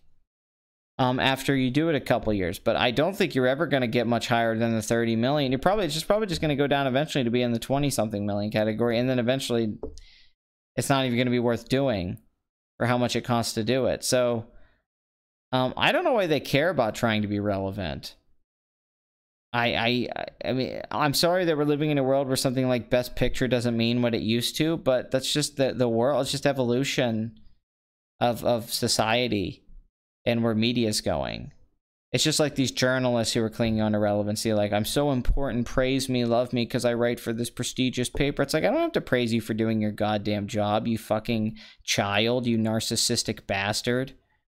I'm sorry that you wasted all this money on a journalism degree, and you're mad that some YouTuber has more outreach than you and they're a millionaire and you're still getting paid like, at best you're making like $50,000 a year at most places. At best, you know, we're not talking about somebody who writes for like something where you really get paid bank. Most people who are journalists don't make a lot of money.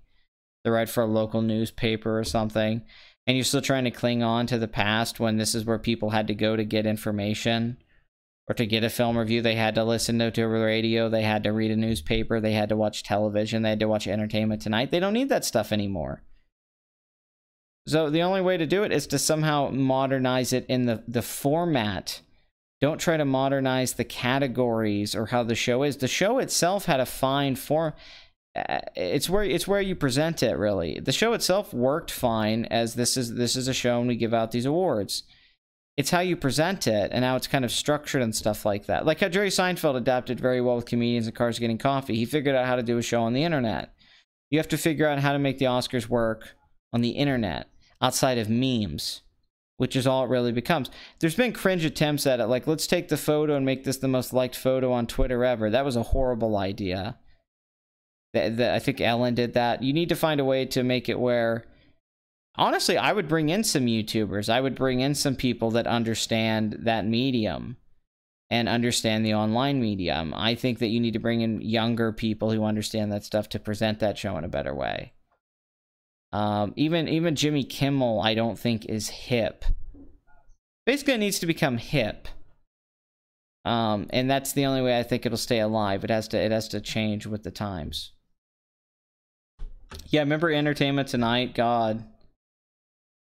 Well, it's the popular film thing. It's just stupid. You know?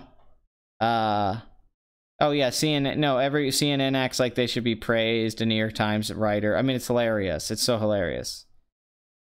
Although I would actually say, Craig, I thought Fellowship of the Ring probably deserved the Oscar the year it was nominated. But I do think Return of the King, you know, they had to give it to him. Oh, James Corden, Jesus Christ, just shoot me now. Yeah, I want good films to win Best Picture, yes. I think films should be nominated based off quality. And nothing else. Bring in Logan Paul. It would probably do better. Oh, Ricky Gervais would be my favorite. I think Ricky Gervais would be a great host at the Oscars. They're never going to hire him because he would say the most harsh shit. But that's a problem. They're not hiring real comedians. You know, hire a guy like when Chris Rock hosted the first time. That was really funny. You know, where he's talking about nobody knows who Jude Law is. That's the kind of thing like I want. I want someone who's really going to come in and say some funny shit. Keep the show moving. The Oscars always works best when it's moving. Cut the speeches down. People shouldn't be able to talk longer than like a minute. And yeah, quite frankly, we don't need to see who wins short documentary or short animated film. We don't need to see those films. The people who win. And those people always give the longest fucking speeches. It makes no sense. The guy who wins for like best animated short gives a 5-minute speech. And yet Morgan Freeman wins and just says thank you. Like, kiss my fucking ass. Okay, dude, I get it. You worked hard on this, like, 20-minute animated film. Good for you. You got a goddamn Oscar. You'll probably be able to hit on some fucking star fucker that night at some bar and maybe get your dick sucked somewhere, okay? Take that as your victory, not giving some speech thanking everyone on the planet. Okay, you're not... They basically start reading Schindler's List when they're up there. And they're like, oh, I could have added more. No, you added too many. Anyway, Slender Man had a pretty bad opening weekend when you consider how popular Slender Man was a few years ago. But honestly, it's not as popular anymore. Slender Man, you know, probably it peaked when that game Slender came out. That was so big. $11.3 million at the box office on a $10 million budget. I don't know. I think Slender Man could have been a good horror movie just because the idea is creepy enough, and, you know, maybe you could have done some David Lynchian-esque things with it if you really wanted to do something fun and interesting with it. But this is how I thought it would do. People were saying, oh, this is going to open at 25, 30 million. No, Slender Man's just not what it is anymore, and they've already done Slender Man movies under different titles, like I think it was The Goodbye Man or whatever. I think if this had come out 5 years ago, this could have had a really good opening. I remember playing Slender on live streams with friends back in the day. We would do like live streams, Slender playthroughs where we were trying to find the pages. You know, this creepypasta thing just hasn't really worked out. Like 0 Hour, that didn't become this big hit, even though it's still on. And I like creepypastas, but it never really caught on.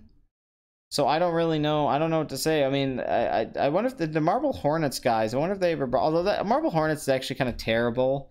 It's something I thought was good, but it's more just a good idea. But when you actually watch it now, I went back and rewatched it a few months ago. I didn't watch all of Marble Hornets, obviously, but I went back and watched like the first like 10, 15. I'm like, this really isn't that good. It just seemed good at the time because we didn't see much of this kind of stuff on YouTube. It's a good idea, Marble Hornets. And that's what I would have done with the Slender Man movies, like some kids making a movie and you're getting footage of the Slender Man. That's the kind of idea that works, but I should go see this movie. I bet it's fucking horrible. But it's actually a really bad opening weekend for a big horror movie like this. And, you know, you're gonna be like, well, the budget's only 10 million, but yeah, all horror films have low budgets and open well. For the most part, like Annabelle or something. So overall, this is, and they drop bigger at the box office, so I don't think this is gonna do very well. I think it's gonna have a hard time making 30 million.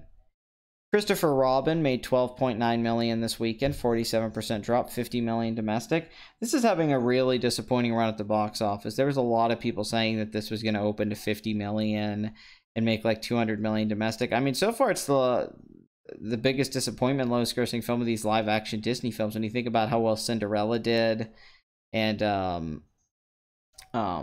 what the fuck? Beauty and the Beast made $1 billion. Jungle Book made about $1 billion. This film only being at 62 million worldwide, and it's basically because I just don't think Winnie the Pooh's that relevant to this generation. They did that Winnie the Pooh 2D movie a few years ago, and it didn't do well. And people said, oh, that's because it's 2D. It's like, no, Winnie the Pooh's just kind of not that popular anymore. They did that film, Goodbye Christopher Robin, and it didn't do well. And even with Ewan McGregor and Tom McCarthy writing on this, and they bring in Mark Forster, directed Finding Neverland and all that, this doesn't look like it's going to make 100 million, and this is a $75 million movie. I mean, that $24 million opening weekend was okay. But I was laughing at all the people saying this was going to be this huge, huge hit that was going to make like $450 million. I don't know why people think that. I love Winnie the Pooh. I'm a huge fan, but I just don't think it's that popular anymore. I don't think kids care about it anymore. I think it's very dated for a lot of people. Not for me personally. Like, I love a lot of Winnie the Pooh. I love that movie from a few years ago, from 2011. I thought that was a good movie. But yeah, I'm not surprised by this. I think this wasn't a bad idea for a movie. Like, Christopher Robin gets older and then the characters come back into his life. I don't think that's a bad idea for a movie at all. And I kind of like how the characters look. CGI Winnie the Pooh, I think, looks very cute. But I never thought this was going to be a big hit. And I always thought it was kind of a bad idea. I mean, the premise for the movie's good, but I never thought it was a good idea to release this and hope it was going to be a big hit. I love the idea of the movie. Maybe they should get a bigger actor. Ewan McGregor, I love him. I fucking love the guy. I love him in Moulin Rouge. I love him in fucking Trainspotting. He's great. Shallow Grave. I've been a fan of him forever. You know, as far back as I can remember watching movies, I've been a fan of him as an actor. Big Fish, but he's just he's not really an A-lister. You know, most of his movies don't do that well. He's in a great film with Jim Carrey, Goodbye, what's it called? I Love You, Philip Morris, which I really liked. So unfortunately, yeah, I just can't see this to doing that well. I haven't seen the movie. I'd probably like the movie well enough, but for a Disney live action film of some kind of character, so I think Disney needs to kind of just be done with the Winnie the Pooh. It's not taking off financially. For a multitude of reasons. And it has nothing to do with Winnie the Pooh being bad. I just don't think it's stayed popular in recent years, personally.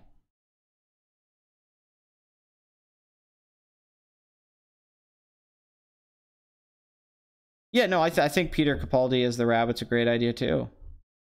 I mean, like I said, I think the premise of the movie isn't bad. The bye-bye man. Yeah, the bye-bye man.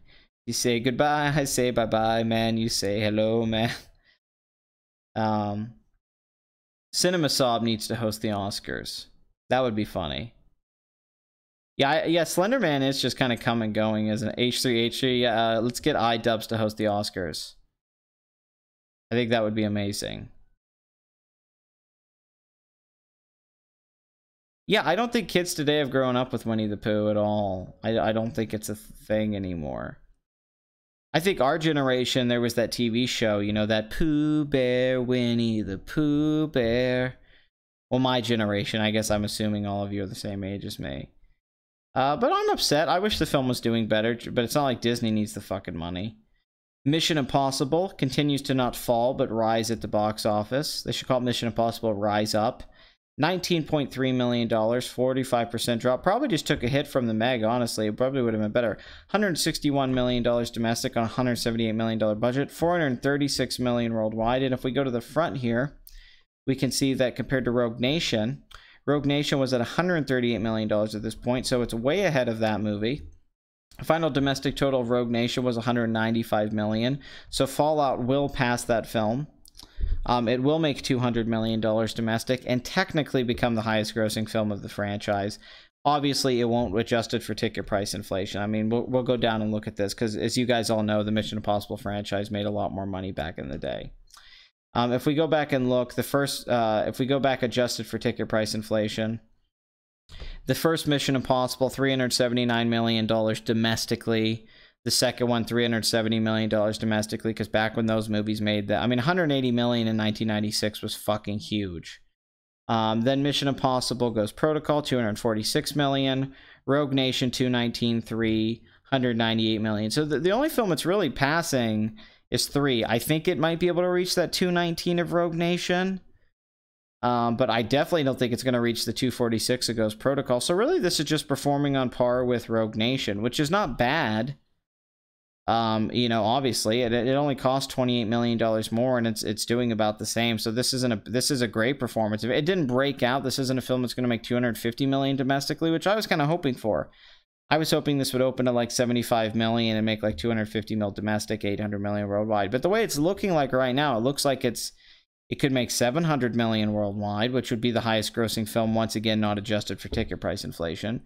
But then it would be Tom Cruise's highest grossing film as well. Once again, not adjusted, blah, blah, blah. But I don't need to keep repeating that. But if you look at this, though, this film making over $200 million domestic and $700 million worldwide is phenomenal. With that budget, it's not a $200 million film. They should definitely make a decent profit off of this film. I know Rogue Nation made like $108 million because Tom Cruise takes home most of the money. This film should be able to make, you know, $100 million in net profit. So we should be getting another Mission Impossible film, and probably from Christopher McQuarrie. So great third weekend. This has been great holds. The second weekend was great, $35 million. This is a great third weekend at 19. Next weekend should be able to stay over 10. It should get to over 200 million very soon. I know there were some people thinking, just because of the reviews, that this film was so critically acclaimed that it would break out a little bit more and maybe make 230 to 250 and make 750 or 800 million worldwide. But it just didn't happen. There just seems like there's only so many people that are into this franchise today. Even though I think it's one of the best franchises out there, I think Ghost Protocol, this movie, and Rogue Nation are all very good. Especially since it's kind of been rebooted. It's been doing really well. So I always support Tom Cruise. I always hope his movies do better. But for a modern Tom Cruise film, I mean, the dude's 56. This franchise is 22 years old. People always try to compare us to the Fast and Furious franchise, but even that franchise is still younger and took all these years off and just kind of became its own thing with Fast 5. You know, there was a point Mission Impossible was a huge franchise back in the 90s and early 2000s. Just some miscalculations in Tom Cruise's career really kind of held it back. And I don't think he's ever fully recovered from that. I think he's recovered in big ways and reinvented himself, but I never think he's gotten back to where he was. Although most movie stars aren't where they were at some point. We don't really have movie stars like we used to. But $436 million worldwide after 3 weeks. 500 million, it should be there at some point this week. It should be able to reach 600 million, and then eventually where the international box office is going, I can see 650 to 700 million. So definitely a hit movie. I think 210 is even a lock at this point domestically. So good for Mission Impossible Fallout, good for Christopher McQuarrie, good for the studio, and good for Tom Cruise, Henry Cavill, everyone involved. Hopefully this will make Rebecca Ferguson a star. I've been wanting her to be a star now for the last few years. I was actually shocked how high the budget was, just because they usually keep these films pretty cheap.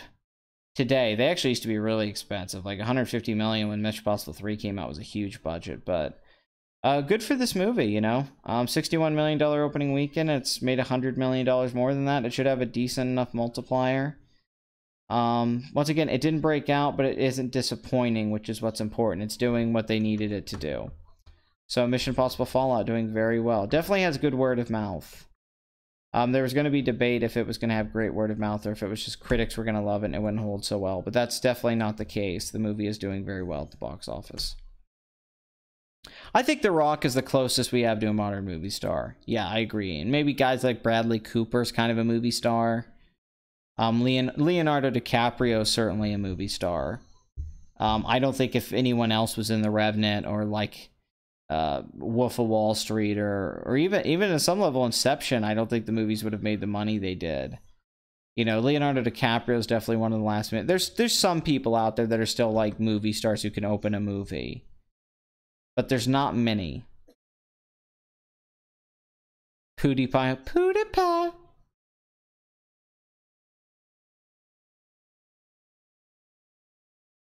Okay, let's get to the #1 film and the box office Addict featured film of the week, The Meg. What the fuck? Where did this fucking thing come from? I mean, I knew this movie was coming out. I knew that Jason Statham was in it. I knew that it looked like a comedy. You know, the trailers were kind of funny. I knew it had the director. I think it's the guy who directed The Sorcerer's Apprentice and all that shit. National Treasure? Yeah, the National Treasure guy. John Turteltaub or whatever. And it's funny, I actually kind of like Sorcerer's Apprentice. I actually don't think that movie's as bad. It's actually kind of like enjoyable.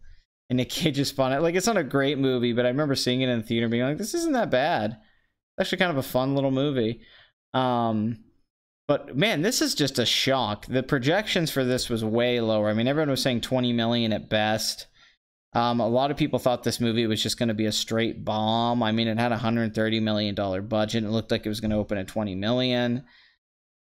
Jason Statham's never been a big box office star. He had a little success around the Transporter era.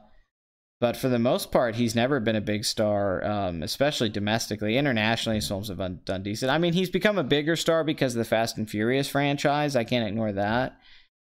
But I don't think anyone predicted this opening weekend. This is one of the most surprising opening weekends of 2018. It's up there with like Black Panther when it comes to just the level of surprise. Nobody thought The Meg was going to open to 45 million. It wasn't tracking for it. It just did not seem like that kind of movie. It just looked like it was going to be a bomb. I mean, it really did. I'm very stunned by this. I think everyone is. This is a fascinating opening. I can only think this can be contributed to, for some reason, people wanted a big dumb shark movie, and we honestly haven't had a big dumb shark movie since like Deep Blue Sea, which is a hilariously awesome bad movie. That scene where Sam Jackson gets eaten standing by the pool is amazing. It is that director. Yeah, he did Las Vegas and The Sorcerer's Apprentice, National Treasure 1 and 2, Disney's The Kid, Instinct, Phenomenon with John Travolta, While You Were Sleeping, the big Sandra Bullock film, Cool Runnings. Okay, so that's his best film. Fuck yeah, right there, Cool Runnings. Three Ninjas, holy shit. He's one of those classic directors that's like very mediocre but knows how to direct a movie. Like, there's a lot of guys out there like this, and they usually end up working for Disney, which he worked on many Disney films. They're usually a guy who's like on a technical level, they know how to shoot a movie. They know how to use the cameras. They know how to light, work with the cinematographer. Brett Ratner comes to mind, but they know how to make a movie. But they're never great, and occasionally you might get one or two films from them that are above average. Like Cool Runnings is like, oh, that's a decent enough movie. you know, but they never really evolved past the Three Ninjas. God, the Three Ninjas, I remember my parents taking me to see Three Ninjas Kick Back. Oh my god. Three Ninjas, holy shit. That's nostalgia balls right there. That movie certainly doesn't hold up into adulthood. That's a classic nostalgia critic right there. The idea of nostalgia critic, you know, you get older and you're like, man, this fucking sucks now that I'm an adult. He's actually had a pretty successful career, though, when you think about it. I mean, Three Ninjas is this hugely popular film from that era with kids. Cool Runnings is a very successful movie. While You Were Sleeping was a big hit. Phenomenon was a big hit. Instinct didn't do so well. Disney's The Kid didn't do that great. But National Treasure 1 and 2 were actually huge hits. Sorcerer's Apprentice was a bomb because it cost $150 million. Las Vegas was a very successful movie. The budget was $28 million, I think. Yes, it was. And it made $134 million worldwide. So overall, he's actually had a very successful career. There's been long breaks between some of his movies, but let's go look at adjusted for ticket price. Cool Runnings would have made $154 million.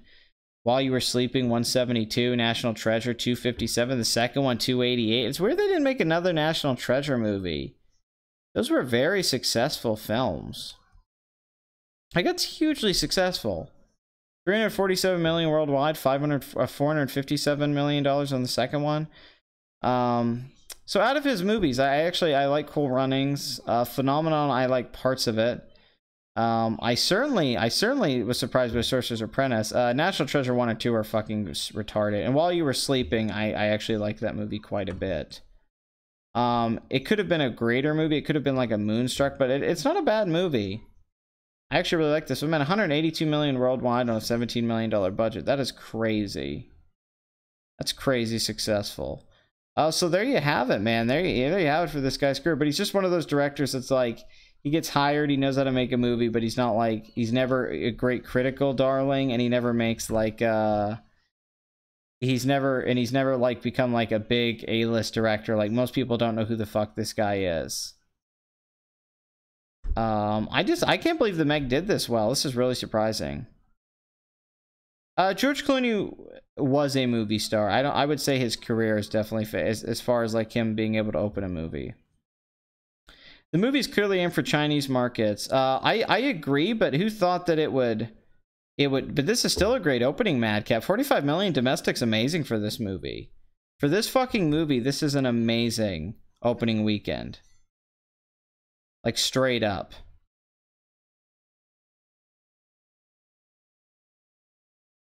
Oh, I agree. Yeah, I agree with you guys.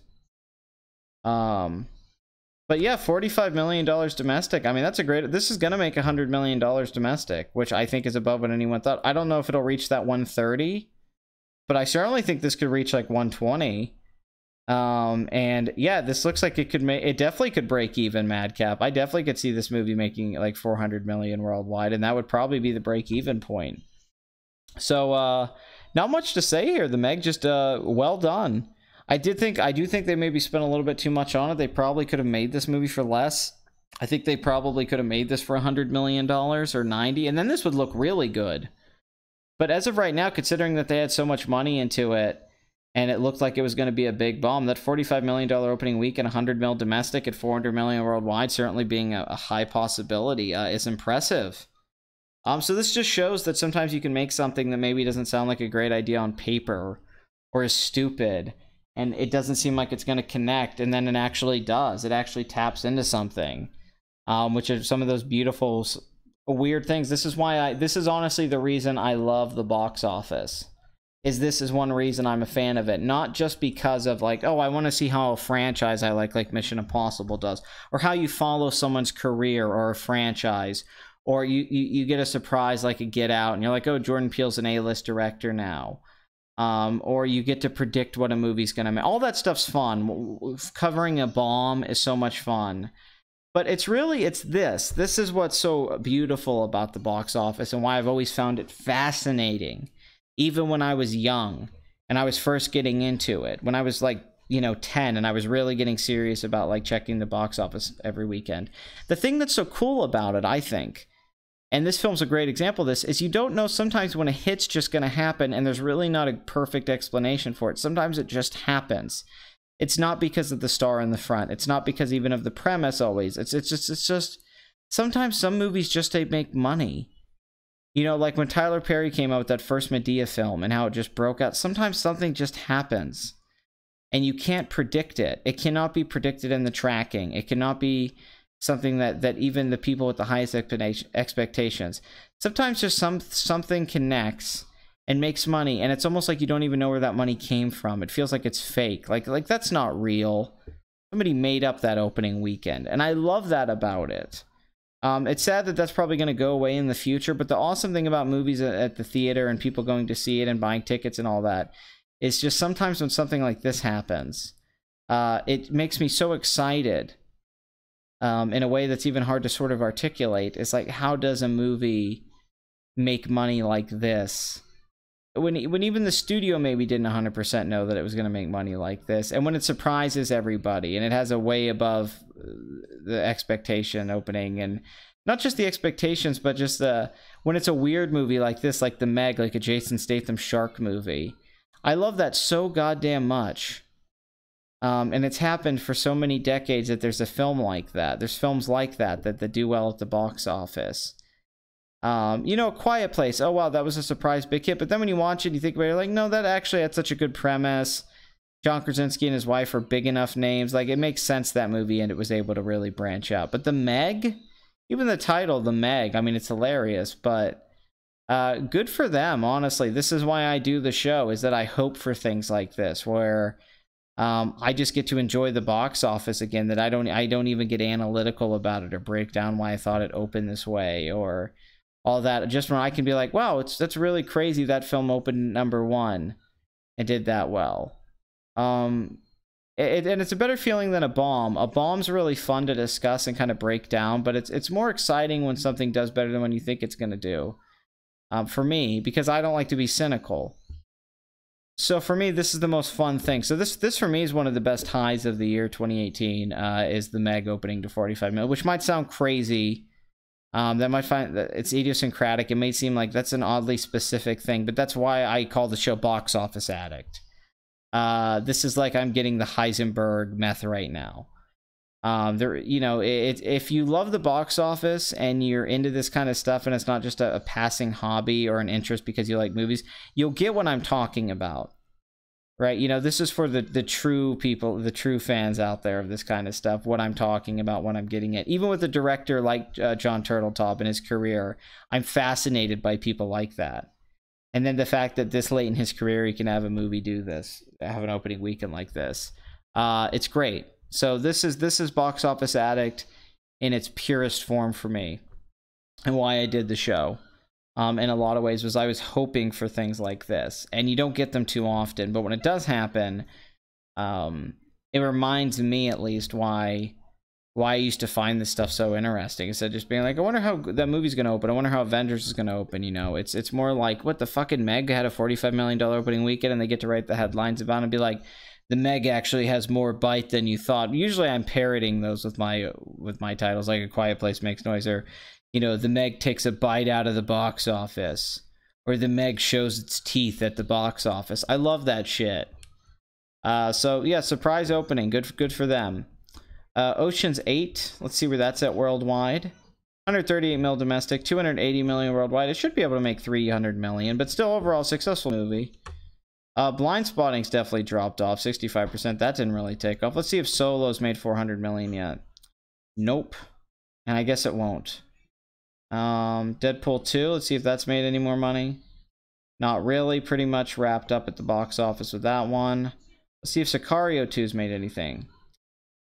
Not much more, and it still hasn't passed the first Sicario. Let's see if Hereditary's made more. Nope, it's about the same. Man, nothing's really jumped up, and because sometimes you go check the international box office, and that's jumped up. I'm pretty sure Infinity War's probably at the same place. Completely. Yeah, I'm not seeing anything else, unless I'm missing something here. Oh yeah, I almost went and saw that re-release of the Yellow Submarine. They were playing that at the theater here, and that's the thing. I moved here, and I'm missing so many movies that I would love to go see in the theater. Not just indie art films, but retro films. You know, What are your thoughts on Slumdog Millionaire? Very well directed, very well shot. Laughable, predictable screenplay, way overpraised. Can't believe it made so much. Well, I can't believe it's the movie that a lot of people say Titanic is. A lot of people hate Titanic and talk about it. That's the movie Slumdog Millionaire is. It's manipulative in a bad way, not manipulative because every movie manipulates you, but when a good movie does it, you're not realizing it. It's cliche, it's full of tropes, it's ridiculous, the contrived screenplay that all these events happen, and every question that he's getting asked and Who Wants to Be a Millionaire relates to a certain moment in his life. That's hilarious. Some good scenes, I'm not gonna lie, there's some good scenes. Danny Boyle's an amazing director, and I love some of the visuals and stuff he does in the montages. That scene where they're on the train and MIA's playing, that's awesome. But yeah, banal's a good word. It's just a generic Oscar bait movie that tries to pull at the heartstrings. I was so hyped to see it. I remember when it was getting great reviews and everybody was loving it. And I was like, man, great. And it made so much money. And I was like, oh man, Slumdog Millionaire. I went to the theater. I mean, I was excited because I love Danny Boyle. And I thought, man, wow, this is his best reviewed film since Trainspotting. This is going to be a masterpiece. And I went, and I think it's one of his worst films. I think Sunshine was much better. I think 28 Days Later was much. I think Millions was better. I don't like the music. No, Jai Ho, Jai Ho, Jai Ho. It won 8 Oscars. Some people think it's one of the best films of its decade. It's loved by a lot of people. I know for years people loved it, but I know a lot of people also hate Slumdog Millionaire and turned on it. It's one of those films as well. I know for years it was very acclaimed and loved, and then I know for a long time people turned on it. So I don't know where people are at on that movie. I don't know if it's really held up for people. I don't really hear people talk about Slumdog Millionaire anymore. So maybe that says a lot about it. I'm not sure. But whatever. You know. Jai Ho. What would help Western animation on TV in your opinion, Pat? Just higher standards in the department of who you hire to be the writers, the intelligence level, creativity, who you bring in. The movie Dread. Fucking awesome. That's my thoughts on it. It kicks fucking ass. Old school action movie. Trainspotting 2. I know I have some friends who really love it. I think it's just okay. It's not bad. I didn't hate it or I wasn't like super disappointed, but I didn't love it. And I definitely wasn't blown away. I had some friends who thought it was great and one of the better movies last few years. I've been disappointed. I think Steve Jobs is one of his better movies last few years, but I've been disappointed with a lot of Danny Boyle stuff. I like 127 Hours. But I think Trainspotting 2 is fine.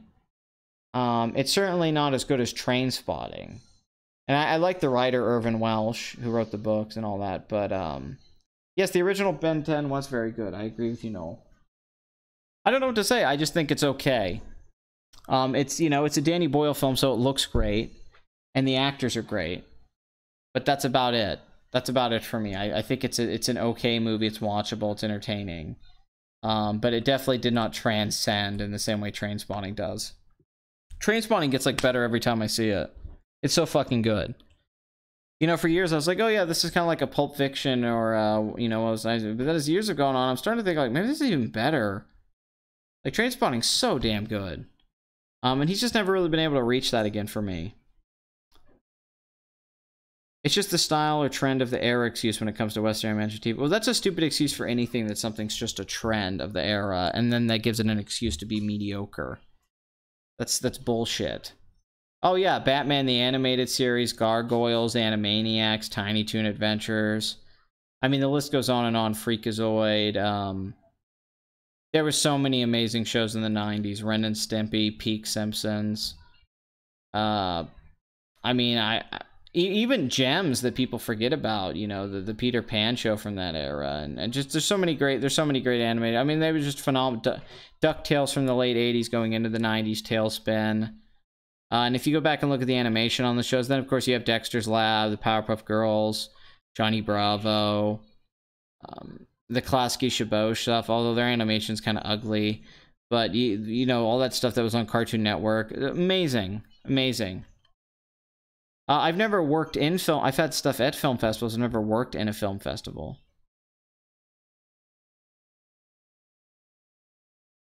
My favorite thing to ever come from Slumdog Millionaire was that parody. with the guy from the League, Taco, and he goes to get the movie to masturbate. I think it says "Cum Hog Millionaire." Oh, I hate the modern art style too. I hate how especially the Cartoon Network shows, how those shows look fucking drive me nuts. I mean, at least Adventure Time was influenced by Miyazaki, but a lot of those other ones, like, oh my god. Yeah, the script is real cheeseball. I agree. I would love a TV show for Dredd. Yeah, Alex Garland. No, that when I came out, that actually made a lot of sense. Because the guy directed Dredd did that movie Vantage Point, and it was terrible. And it's like, this guy's a hack. Why was Dredd so good? It had Danny Boyle, cinematographer.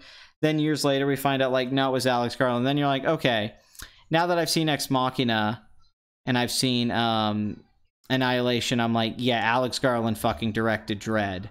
Because Dredd's so good, and it's really well made, and you're like, why is this so good with this, like, hack director? Like, okay, fine, he had a decent script that cut the fat, but still. I feel pissed we never got Alex Garland's Halo movie. Alex Garland wrote that Halo script. And see, I don't think, yeah, but to me Titanic works despite that. It doesn't matter that the script, because he's trying to make a cheeseball movie from back in a different area. A different era. Like if you actually go back and watch Gone with the Wind, that's cheeseball as fuck now. But Titanic is a visual experience. I mean, it really is an action film when you get to brass tacks. For about an hour, it's an action film and a brilliant one. But Alex Garland's Halo movie, holy shit! I mean, when you think about that Peter Jackson had a screenplay by Alex Garland that would have been awesome. I have no doubt, because it would have just been it probably would have been a lot like Dredd. And then he had fucking Neil Blomkamp pre-District 9 to direct it, and they were gonna make it for like $90 million. Holy shit, that movie would have been fucking entertaining. Even that short Neil Blomkamp did, that Halo short he did, was like one of the best things to come out of the Halo franchise, especially in the ads. So fucking bullshit, man. That should, especially after District 9 came out, they just looked like dumbasses. I disagree that Japanese animation's where it's at. I don't think modern Japanese animation's been good at all, excluding stuff like One Punch Man. Most modern anime looks like shit, especially since they started doing computer animation, like the new Berserk. A lot of that stuff looks like shit. I think anime took a big dip in quality with animation. I mean, there's exceptions, of course. But we're not in the golden age of animation in Japan or in America, in my opinion, at all. When it comes to television.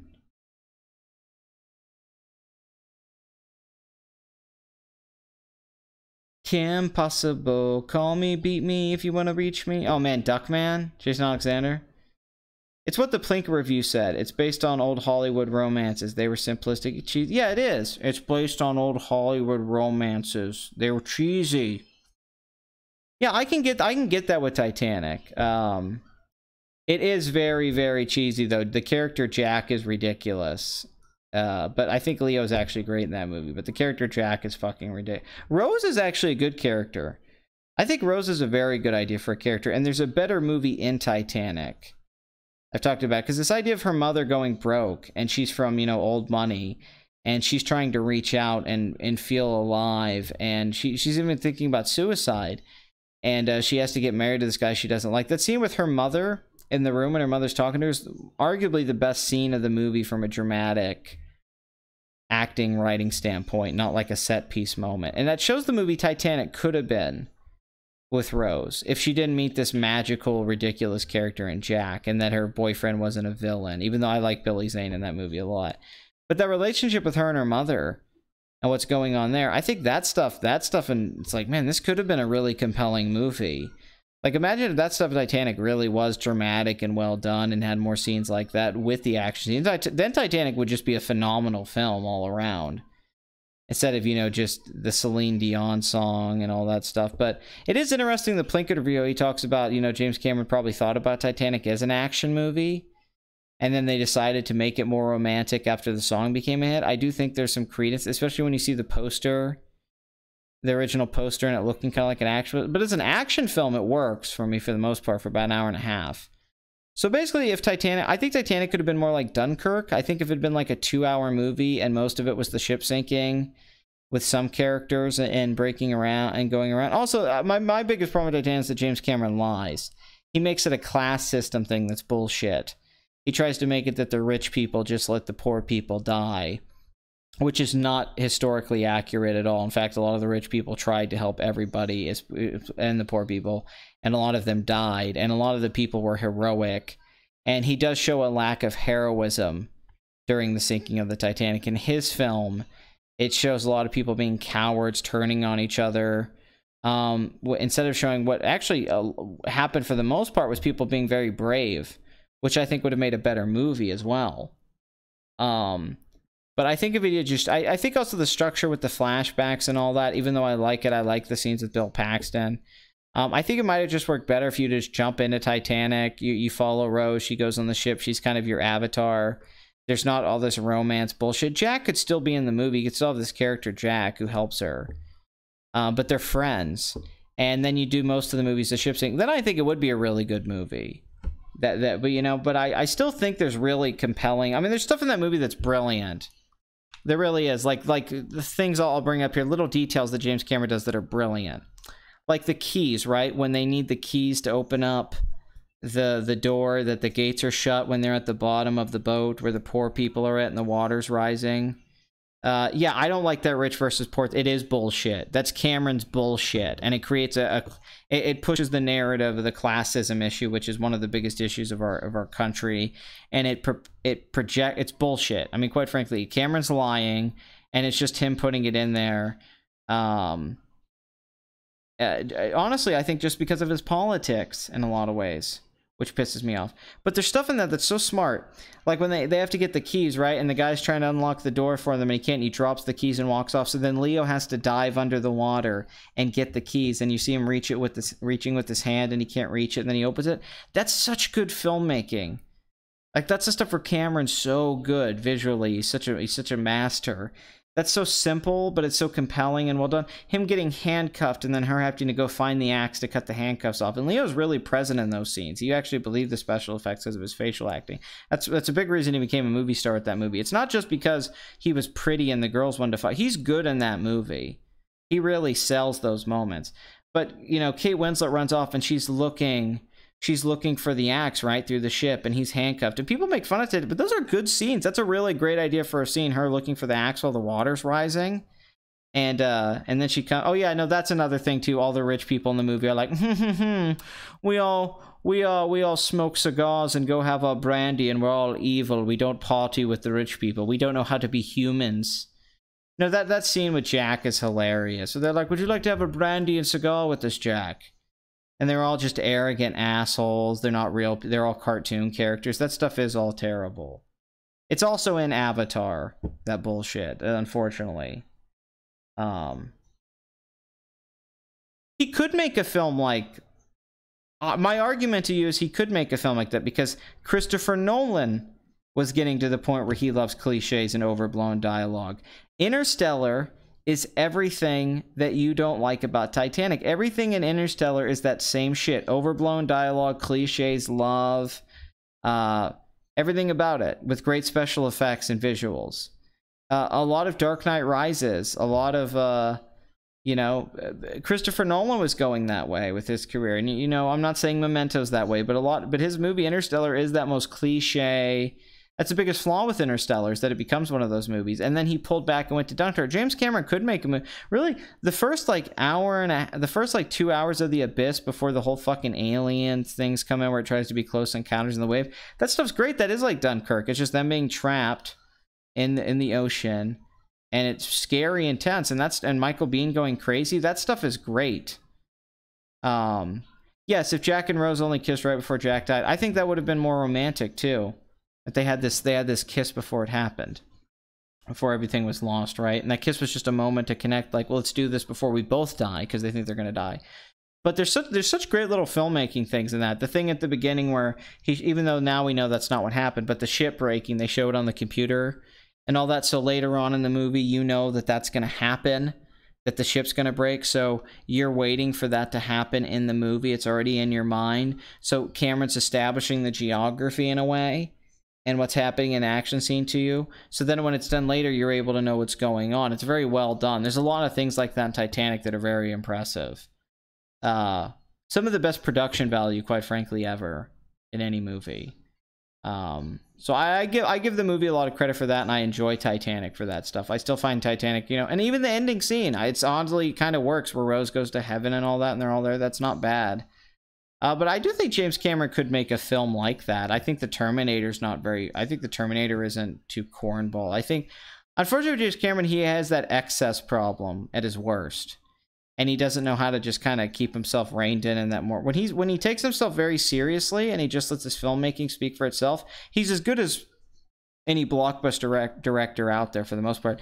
But sometimes he lacks that storytelling craft and humanity of Steven Spielberg. Even though he matches Spielberg many ways visually, he never quite matched what Spielberg could do with something like Close Encounters or E.T. and all that stuff. He just never really could match that as well, unfortunately. But something like the Terminator, like Terminator 1, that's phenomenal in James Cameron at his best. And I wish there was more of that in his career. Just very tight, focused, to the point, high concept premise, very well executed. You know, he's perfect for a movie like The Predator. I know he didn't make that, John McTiernan, but he's perfect for a movie like that. When James Cameron, if he made movies like that, like 90 to 100-minute long films, I think all of his films would be amazing. But he does have a problem with excess. But there are some really nice moments in Aliens with Sigourney Weaver. So he does show that he has that ability to really get the humanity across. But he is kind of as technical with his storytelling and how he treats things as he is as a filmmaker. You can tell where his mind is, unfortunately. But I still like most of James Cameron's movies. He just honestly hasn't made that many movies. He has this classic run. And that's about it. Yeah, no, Terminator 1 still holds up. Yes, quite frankly. Every time you watch it, it's amazing. Kyle Reese is still a great character. The flash forward, flashback thing, the action, the building. Why did Teen Titans Go to the Movies bomb? Because it's a modern... I mean, because it's a kids animated show, and those never do well. Because there's only a certain amount of... I mean, how many people really watch that show? Like a few million? So there's no way that's going to make $100 million. So that's why... It just isn't that popular. I mean, they say it's hugely popular, but it's popular for the context that it's on Cartoon Network in 2018. I mean, I don't hate Titanic. I like Titanic. I'm not shitting on Titanic. It just has things you can point out about and criticize. Yes, I've seen Galaxy of Terror. Of course. Yeah, no, Terminator 2 is great. Terminator 1 and 2 are both great movies. No debate for me. Terminator 2 has some of the best action, choreography, blocking, pacing of scenes. The missing scene in that movie's brilliant. Like, think about that scene where they're getting chased by the T-1000, right? But it's an amazing sequence, all of it. You know, and people all say that, but this is really brilliant filmmaking. When Sarah Connor is at the mental hospital, right? Because there's a lot happened. This is a big stretch of the movie. You see the T-1000 kill the guy, the security guy at the soda machine from the floor. That's amazing, right? Then you have Sarah Connor breaking out of the mental asylum. That's an awesome beat. Then you have Arnold and Eddie Furlong show up in an awesome scene, right? So there's a long extended action scene there. Then they go into the elevator. That's an awesome action scene. It becomes like Aliens there. It's like a horror movie where the fucking blades are coming through the ceiling and Arnold shooting it with the gun above. That's awesome. Then they go into the parking lot. The fucking doors open. They're driving off in the car and they start getting chased. I mean, that's like a 15-20 minute long stretch of the movie. And think about all that happens there. You have the setup with the T-1000 breaking in. You have Sarah going to break out, which is being set up in the movie. Then you have Arnold and Eddie Furlong, well, John Connor going there. And then you have them going to the elevator. I mean, that's amazing. That whole like stretch there. There's so many things in that movie that are great like that. And that's mostly visual. There's really not a lot of dialogue happening in that moment. That's when James Cameron's amazing. When he's doing stuff that's predating John Woo, that's like John Woo. You know, even though John Woo made some movies before that one, but he's doing that kind of shit. He's doing like modern, great action filmmaking. And it's the helicopter sequence. James Cameron's flying the fucking helicopter because he's a crazy fucking bastard like that. The fact that they have a helicopter go under in an underpass, and all that shit, and Sarah shooting in the fucking armored car, and the helicopter goes on an underpass. That's an amazing shot. That's such a good fucking shot. Holy shit, they got that shot. It's amazing. The helicopter stuff, the whole sequence at the facility where they go to get the arm with Miles Dyson and he's holding the thing and he's gonna go drop it. That's brilliant. Him going to, oh no, you're right. T2's biggest flaw is the schmaltz. It's the only flaw with the movie for me is it gets schmaltzy. I don't have a high tolerance for it either. I really don't like that he did that with it. It doesn't need the schmaltz. That's the problem with it being in T2. He doesn't need that shit at all. He has such a badass kinetic action film and such a cool science fiction film there and such a good villain and so many good moments. He doesn't need the schmaltzy stuff with John Connor and the Terminator. Like the stuff in that movie that's great is when it's not schmaltzy. It's like when Sarah sees the nuclear bomb dream and all that stuff. That's not schmaltzy. That's just awesome. You know? But T2's got so many great action scenes and beats and all that stuff. And it does have good character work and storytelling. I mean, it really is one of his better screenplays. But I love so much about it. They are very similar as franchises, Alien and Terminator, very much so.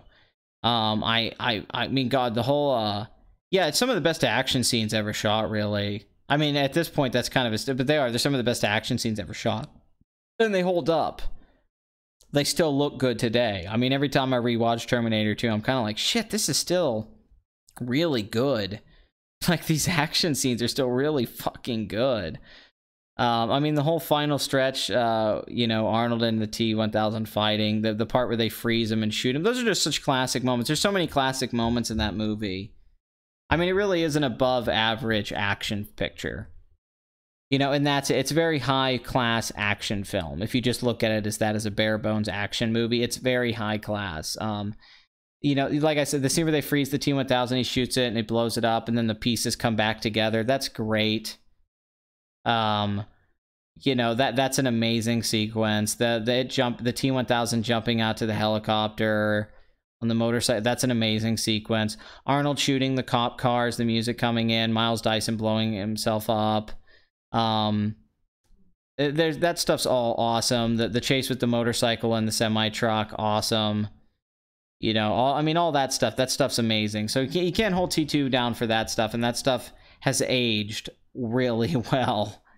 And that they use CGI sparingly.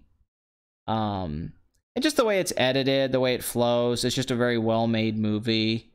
It deserved the Oscars it won. It won like best film editing and all that. It deserved that. It won best sound. I mean, it's got amazing sound, the film editing, the special, all that stuff. It's phenomenal. It's some of the best stuff of the early 90s from a technical standpoint. And it shows James Cameron's genius. In that way, the science of making movies, he is a genius of, because he's basically a scientist in a sense. And his understanding of the technical aspects of filmmaking are genius. And that stuff is genius in Terminator 2. And that's what makes it a very exciting film. It's ambitious in that sense. It's ambitious in that it's trying to take everything that was accumulated over the 80s action film by directors like Richard Donner or John McTiernan and mixing it with some stuff that was going on in Asian cinema. And just the best of that stuff with what they had as special effects at the time. I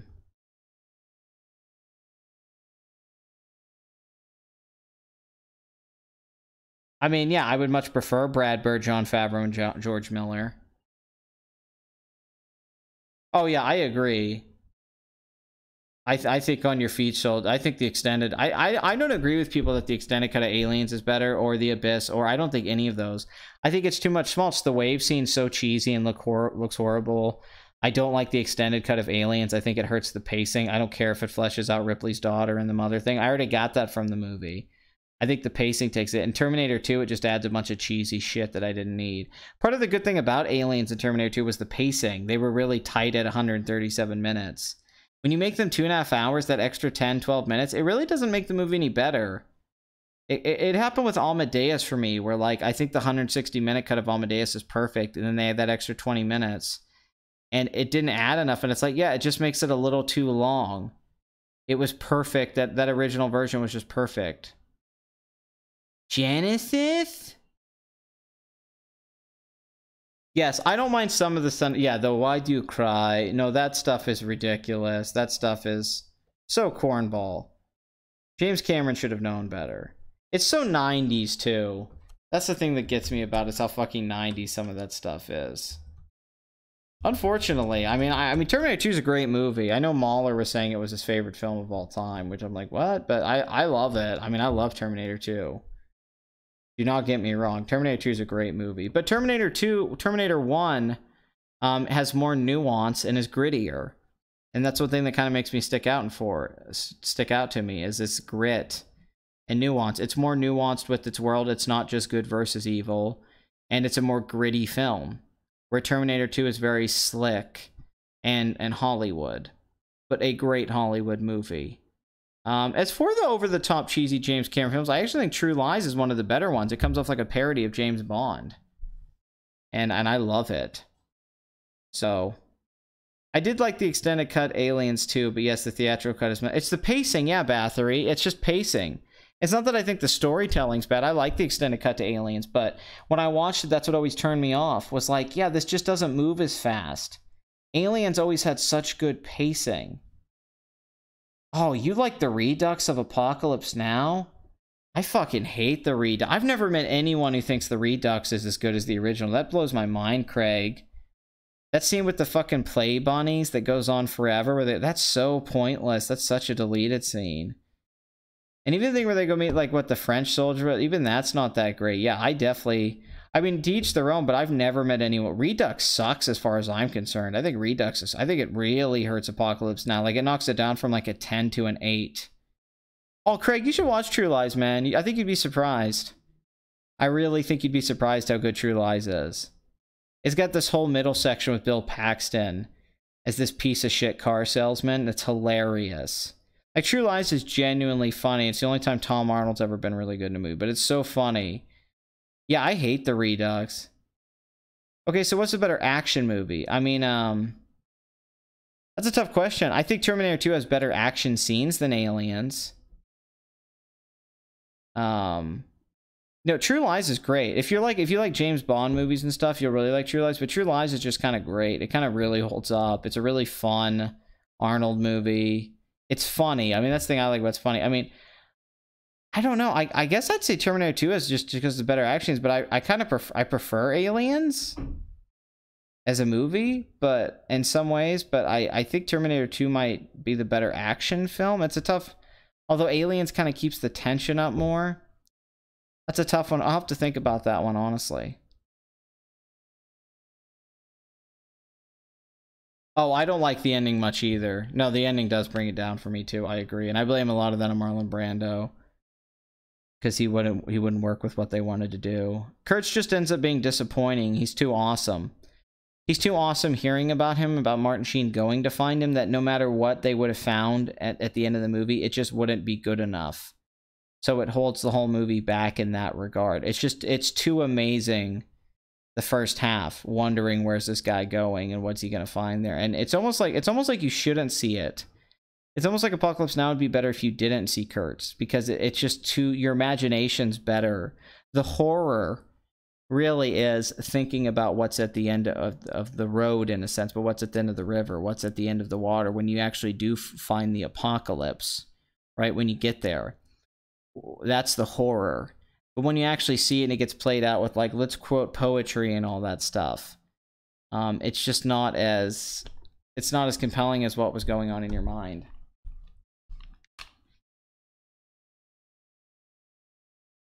All right, I have a little present for you guys. Aliens gets better and better as it goes along, but I think Terminator 2 gets less watchable in the second half now. However, as you're watching it, like, yeah, I've seen Terminator 2 like 100 times.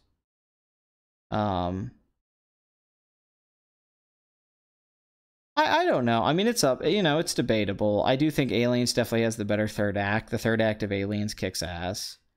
So I do agree that that has better progression. But I don't know. I wish there was more gore to Aliens. I was always kind of upset that there wasn't more body horror. Like the scene with the cameras where they all get taken out by xenomorphs. I wish that was more gory. I always wish Aliens had more gore and blood and guts. It doesn't actually have that much, shockingly, for an R-rated 80s movie. Where Terminator 2, I think, is a little bit more physical. I think that scene where, like, the T-1000 has the blade through Todd. She's not my mom, Todd. The guy drinking them. I think those scenes, they really stick with you. But I definitely like Aliens overall, probably a little bit more because of Ripley and all that. But I don't know. Terminator 2's action scenes are just so good. But I have a little present for you guys. I don't know if you guys have heard this. I feel like you have. I don't know. I made this one day. It's just a little hobby I've been doing, is making fake movie trailers for myself. Audio ones. I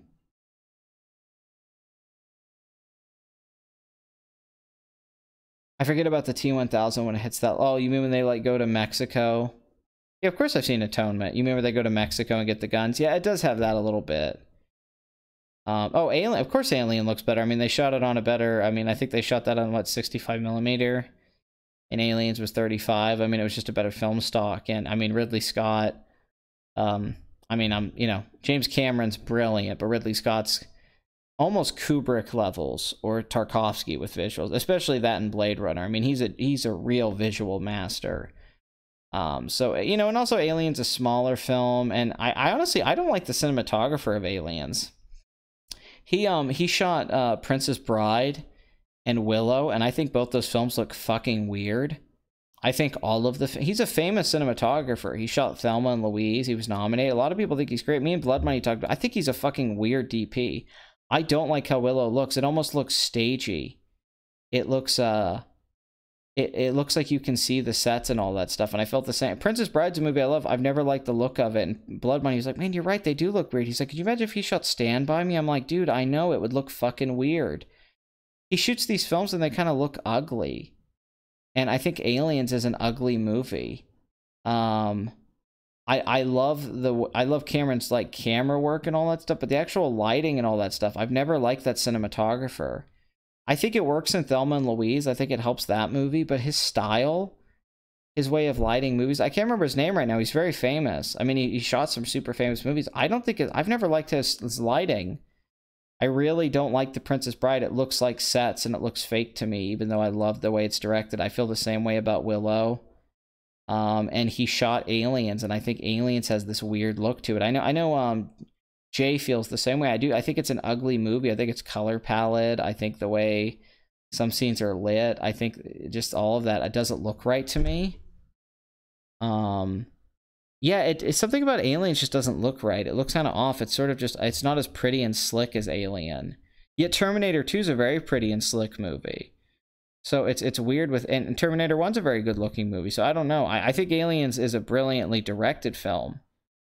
No, it's shot beautifully. I agree with you. It's shot. I just don't like a lot of the lighting and all that stuff. I'm not arguing that Aliens isn't well shot. Aliens is well shot. Like, the actual filmmaking and the way it's shot's great. I don't disagree at all. But I've never liked the colors, the use of colors, and how some of the sets and things look. It kind of has this haunted house look. Like you're in a big haunted house. Especially at the end when Ripley's going through all this stuff. And I've just never really liked how some of that stuff looks. Even though I really like the movie. Aliens is a film with lots of coverage for Xenos attacking people and blood sensitive. I think I was taking that from the comics by mistake. Princess Bride's great, but yeah, I've never... It's just that DP, it's his style. It's that guy that worked on that movie. I don't think The Magic Hour is overrated, no. But that DP, I've never liked him. Personally. Why is the Xenomorph so... It is a mean fucker, isn't it? That's a good point. The Xenomorph is one mean bastard. Granted, so are tigers and shit if you're, if you're food. I mean, that's a good point. Aliens 1's a little bit more Aliens a little bit more clinical than Aliens. I think that's an interesting point. I can see that point of view too. I think people ignore that about Aliens sometimes, how clinical it is. It can work for sure. But anyway, I'll play you guys this thing. This is an audio with some music I put together. Based off a thing that happened with me and my girlfriend. We were in the car and the song came on by Whitney Houston. I just started making up a fake movie from 1996. I don't know if I played this for you guys, but I made this like a few weeks ago. But it's just been a hobby of mine. Like, I'll play a song off YouTube, and then I'll do a trailer guy voice and make a fake trailer for it. So here it is for you guys. This is called How Do I Know, which would have been a rom-com from 1996 starring Sandra Bullock. Clarissa just moved to the big city with big dreams. I'm gonna go work at my dad's law firm. Do you really think that's a good idea? What else am I gonna do? Me and Greg broke up 6 months ago. Dan has big dreams of being an architect. I want to build the biggest building this city's ever seen. But what happens when two people with big dreams clash? Do you work at this place? No, I just stand here all the time and wear this outfit and look suspicious. You're messing with me, aren't you?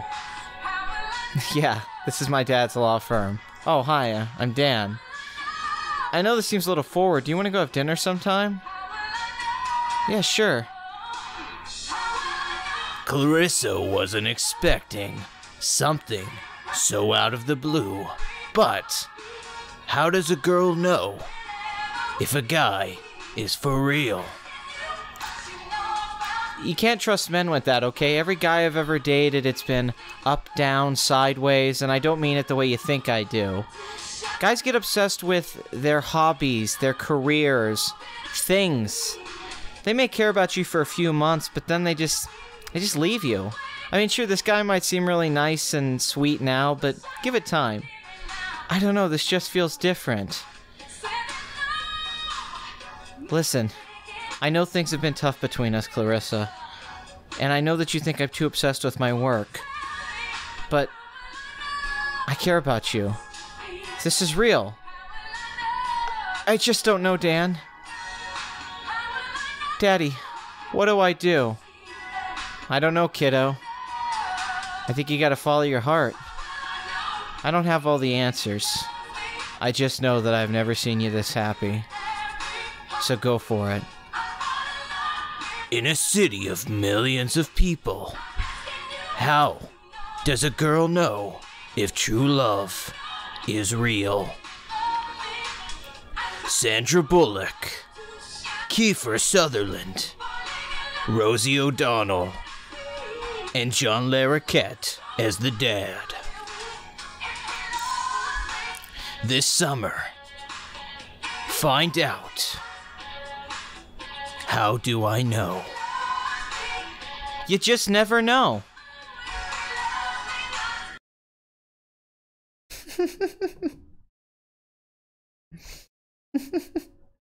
I love the idea of Rosie O'Donnell as the friend who's explaining it to her. Like, you know, you just never know. You just never know, guys. You know, that rom-com 90s premise. For example, how does Holdo not telling Poe. Come on, I don't want to hear Mahler's thing again. Jesus Christ. But just that premise, like, how does a girl know in the 90s if love is real or not? How do I know? Because that song came on, How Will I Know? And I was sitting there like, Clarissa just moved to the big city. I was sitting with my girlfriend in the car. I'm like, Sandra Bullock, because I missed that in trailers back in the 90s when the narrator would tell you the movie. They don't do that anymore. And they would show you those little clips in between. Like, she just moved to the city to work for her father. That's why that Shining trailer was so funny. Shining. With, yeah, I'm your new foster father. My heart's going boom, boom, boom. It's, but he's like Kiefer Sutherland's working as an architect and Rosie O'Donnell sitting with her like 30 minutes and setting up the whole premise of how do I know. Like, you know, you just don't know with guys. They're always obsessed with other things. You just can't trust men. And then Clarissa has to learn to fall in love again. And then that song would kick into full gear. How do I know? And John Larroquette, of course, John fucking Larroquette. And then at the end, the title would pop up, How Do I Know? And then you just have one more clip of Rosie O'Donnell. You just never know. And summer 1996. So that's just been something I've been doing for fun. Yeah, no, I think that movie's come out for decades. Oh yeah, no, Stan Winston's work is really good. All right, you guys, you know, to wrap this up, this has been an awesome box office Addict, I gotta say. I think this has been way better than I thought it was gonna be in all ways. I've been very happy. Why don't we watch Terrible Lizard's new video to go out on? It'll make this episode a little longer than I wanted it to be, but the show always is a little longer. And since I don't make videos anymore, fuck it. But this has just been a fun-filled show. There's been a lot of questions, conversations. We did the box office really quick. The Meg was awesome. We started with the Yoda thing.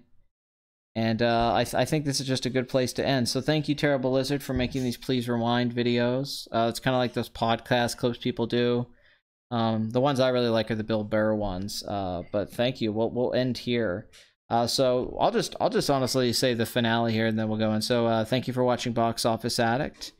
If you watch a show, you're probably a box office addict yourself, and I'm not here to help you with your addictions. I'm here to encourage them. So until next episode, I can't wait to see you guys again. Yeah, I do need to talk about Mundane Matt, don't I?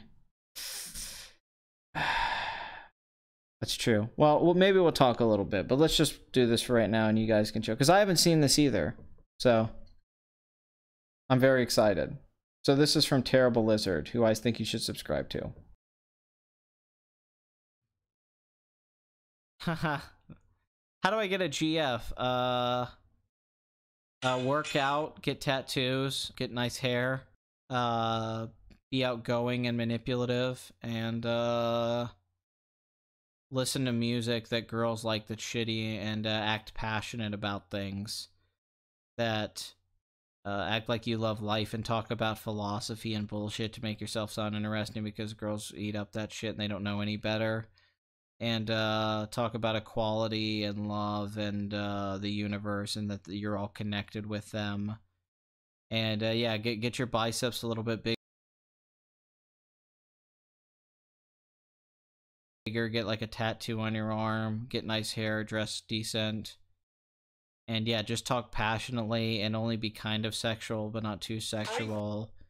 And kind of manipulate the girl without without being overt about it, but she'll fall in love with you. And make sure you get as many women as interested in you as possible, because the pheromones pick up, and then other chicks will be in you too. So tattoo muscles, nice hair, dressing decent, being manipulative, acting passionate about things in life, even things you're not passionate for, talking philosophically for no reason. And listening to a bunch of crappy music and acting like you're really enjoying it, and putting yourself out there socially, being around people. There you go. That's how you get women. You will 100% get laid with that. No question. Guaranteed! Yeah, I get if you don't want a tattoo, but chicks dig them, and don't think they don't just because some people don't like them. Chicks like tattoos. They also like nice facial hair. If you can grow a goatee, do that, or a stubble, do that for sure. Yeah, we're all made of stars or some shit. Yeah, like I said last week, that line I said about stardust, that we all come from the same stardust and we shine together. Say that to a girl, she'll go crazy. Yeah, if you can, pay for some things for her, but not too much, so she doesn't feel like you're trying to make her needy of you, all that, because they don't like that. They don't like when they feel like you're trying to make them dependent on you, but you're actually making her dependent on you emotionally, but she doesn't realize that's what's happening. Make them emotionally need you when they don't realize it, even if they don't financially need you, and then you don't have to spend as much money. You know, it's basically playing the line.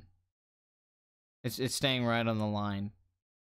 You don't go one way or the other. You play the line, and you find that balance. Women like passion and uncertainty, and falling in love is kind of like them not knowing what they're doing. Because women never know what they want. They never know what they're doing with anything. They're very confused creatures and complicated emotionally. So you can play with that emotion and complication, and keeping them on the line of being uncertain. And if you can keep them excited and on that line, it'll kind of work. Yeah, or be a felon, a criminal. Chicks seem to really go for that and want to have your baby. Be a drug addict and a felon. That seems to work for a lot of guys too, apparently. You can get like really hot girls with that. I've seen it a lot, people. I've seen it a lot. So, you know, maybe it's the bad boy thing. But it's mainly, yeah, tapping into women's fucked up emotions, that they all kind of hate themselves and they all kind of don't know what they want. They don't know what to think. They need you to think for them. I'm getting a little too... getting a little too deep with this advice, but like it just sounds like I'm objectifying them. But that really is what it is. That's where a lot of guys mess up. They don't understand the psychology of women, so they don't know how to talk to them and get them to like you, or to make things work that way. But yeah, the hair. Don't forget about the hair. That's really the thing. Terrible. It's 70% hair, 30% attitude. 50% pain, 100% reason to remember the name. I mean, probably having a big dick doesn't hurt either, but you can't always pull that out, and dick pics aren't the best thing to do, so... Pat's girlfriend in the other room rethinking life. Yeah, maybe cut this out of the video, bro. Hey, Blood Money, he asked for advice, and I'm just giving honest advice. A lot of guys give really bad advice. I was just like, you know, I'm gonna give real advice. People always lie when they talk to people how to get women and all that and what you do. I'm just cutting through it and saying this is what you actually have to do to get women. And this is what most guys do who get women. You know, it's probably your best bet if you're trying to get a girlfriend. I'm not telling you to be that way as a person all the time or to live life that way, but if you're having a hard time getting a girlfriend and you're wondering why, you're probably just not very good at some of the things I'm talking about. Yeah, and no, chicks do say stuff like, you have really honest, kind eyes. Like, I have kind eyes? What the fuck does that mean? A dog has kind eyes. You don't fuck it, do you? Being a white guy who can do stupid rap shit, that seems to work too. Like, if you can do if you can rap really crappy, they seem to be impressed with that. Having a kid before you date the chick you meet, having a baby mama, that gets women just wet. They love it when you have a kid. Even if you never see the kid or take care of it. So nice hair, manipulative, have a kid, have a felony, and have kind eyes. And honest eyes. And passion and all that. Rap to a girl and talk about the baby that you have with some other chick that you never see. And make sure you have nice hair. And look at her in the eyes a lot. And you're in. Yeah, you got it, my friend. And talk about Bernie Sanders being the best thing that ever happened to this country. Yeah, at least a couple misdemeanors. I mean, you don't have to be full on, but you know, don't be a pussy. You know. I mean, one thing that helps is if you have drugs and alcohol, that's like a 90% guaranteed chance you'll get a chick around you somewhat.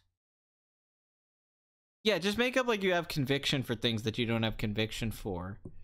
And stupid things too, like don't be passionate about movies and video games because they don't give a shit even though they pretend they do. Or just be really hot. I mean, that works too if you're hot. But I don't know what you look like. I want love advice from Ben Shapiro. He actually figured it out. He doesn't have any STDs. He just waited till he was like 30 to get laid and he married a doctor and she could pay for his shit. That's the best advice. Do that Jewish shit that he did. You just be devout and marry a chick that makes a lot of money. Stay a virgin until you're 35, folks. Alright, then get married. Get married to a doctor. Have Blue Apron with her. Blue Apron catered our wedding, folks. Okay? It's time for a gangbang gang. Okay? It's time for the gangbang gang. Alright, folks? Gangbang gang show. God, could you imagine? I mean, imagine him on a date. If he wasn't... That dude would fail with so many women if he didn't have certain qualities. Like, could you have been on a date like, okay, listen, I can't have sex with you tonight. I'm a virgin. I'm devoutly Jewish. Okay? I like Blue Apron. It's terrific. I mean, the number one advice I give you, yeah, is have money, be rich. You ever seen that picture of Jack Nicholson with the big stomach eating the sub sandwich with like 10 chicks in bikinis around him? And he's like, you know why those chicks are there? Because he's Jack fucking Nicholson. That's my best advice. Be famous and make money. If you could do that, you should give me advice. That's what I want.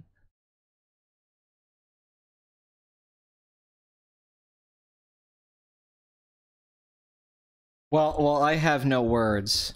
That was a goddamn masterpiece. That was a goddamn masterpiece. I'm under just this thing now where me and Terrible Lizard just need to collaborate from now on. I swear to God. Where I just do live streams and then he just takes the live stream audio and edits them and I upload them on my channel and we get 1 million hits.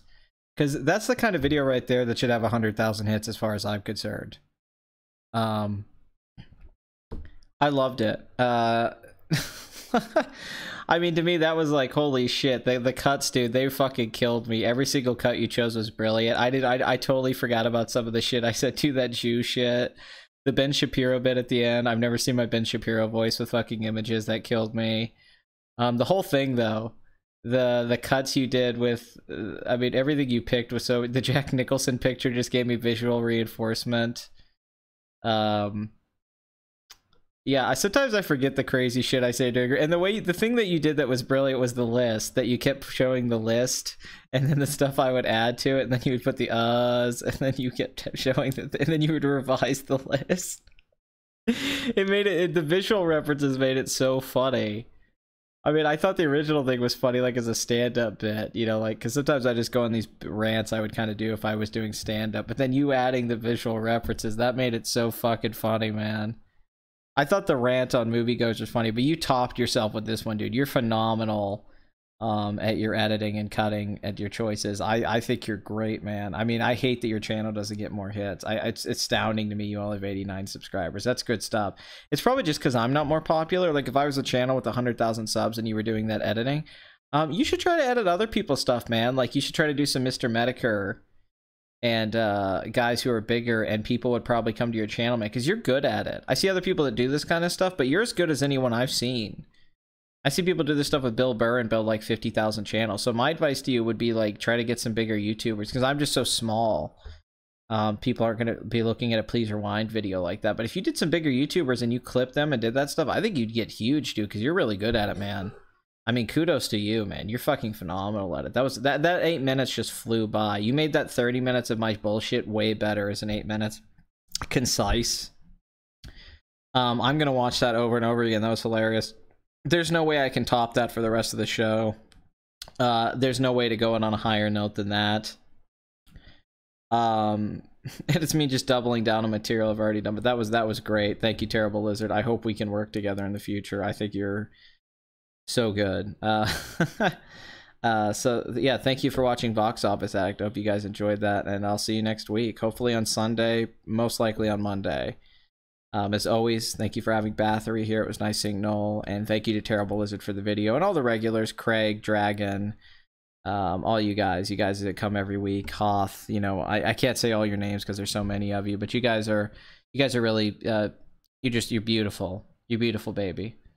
So thank you for watching. Appreciate it.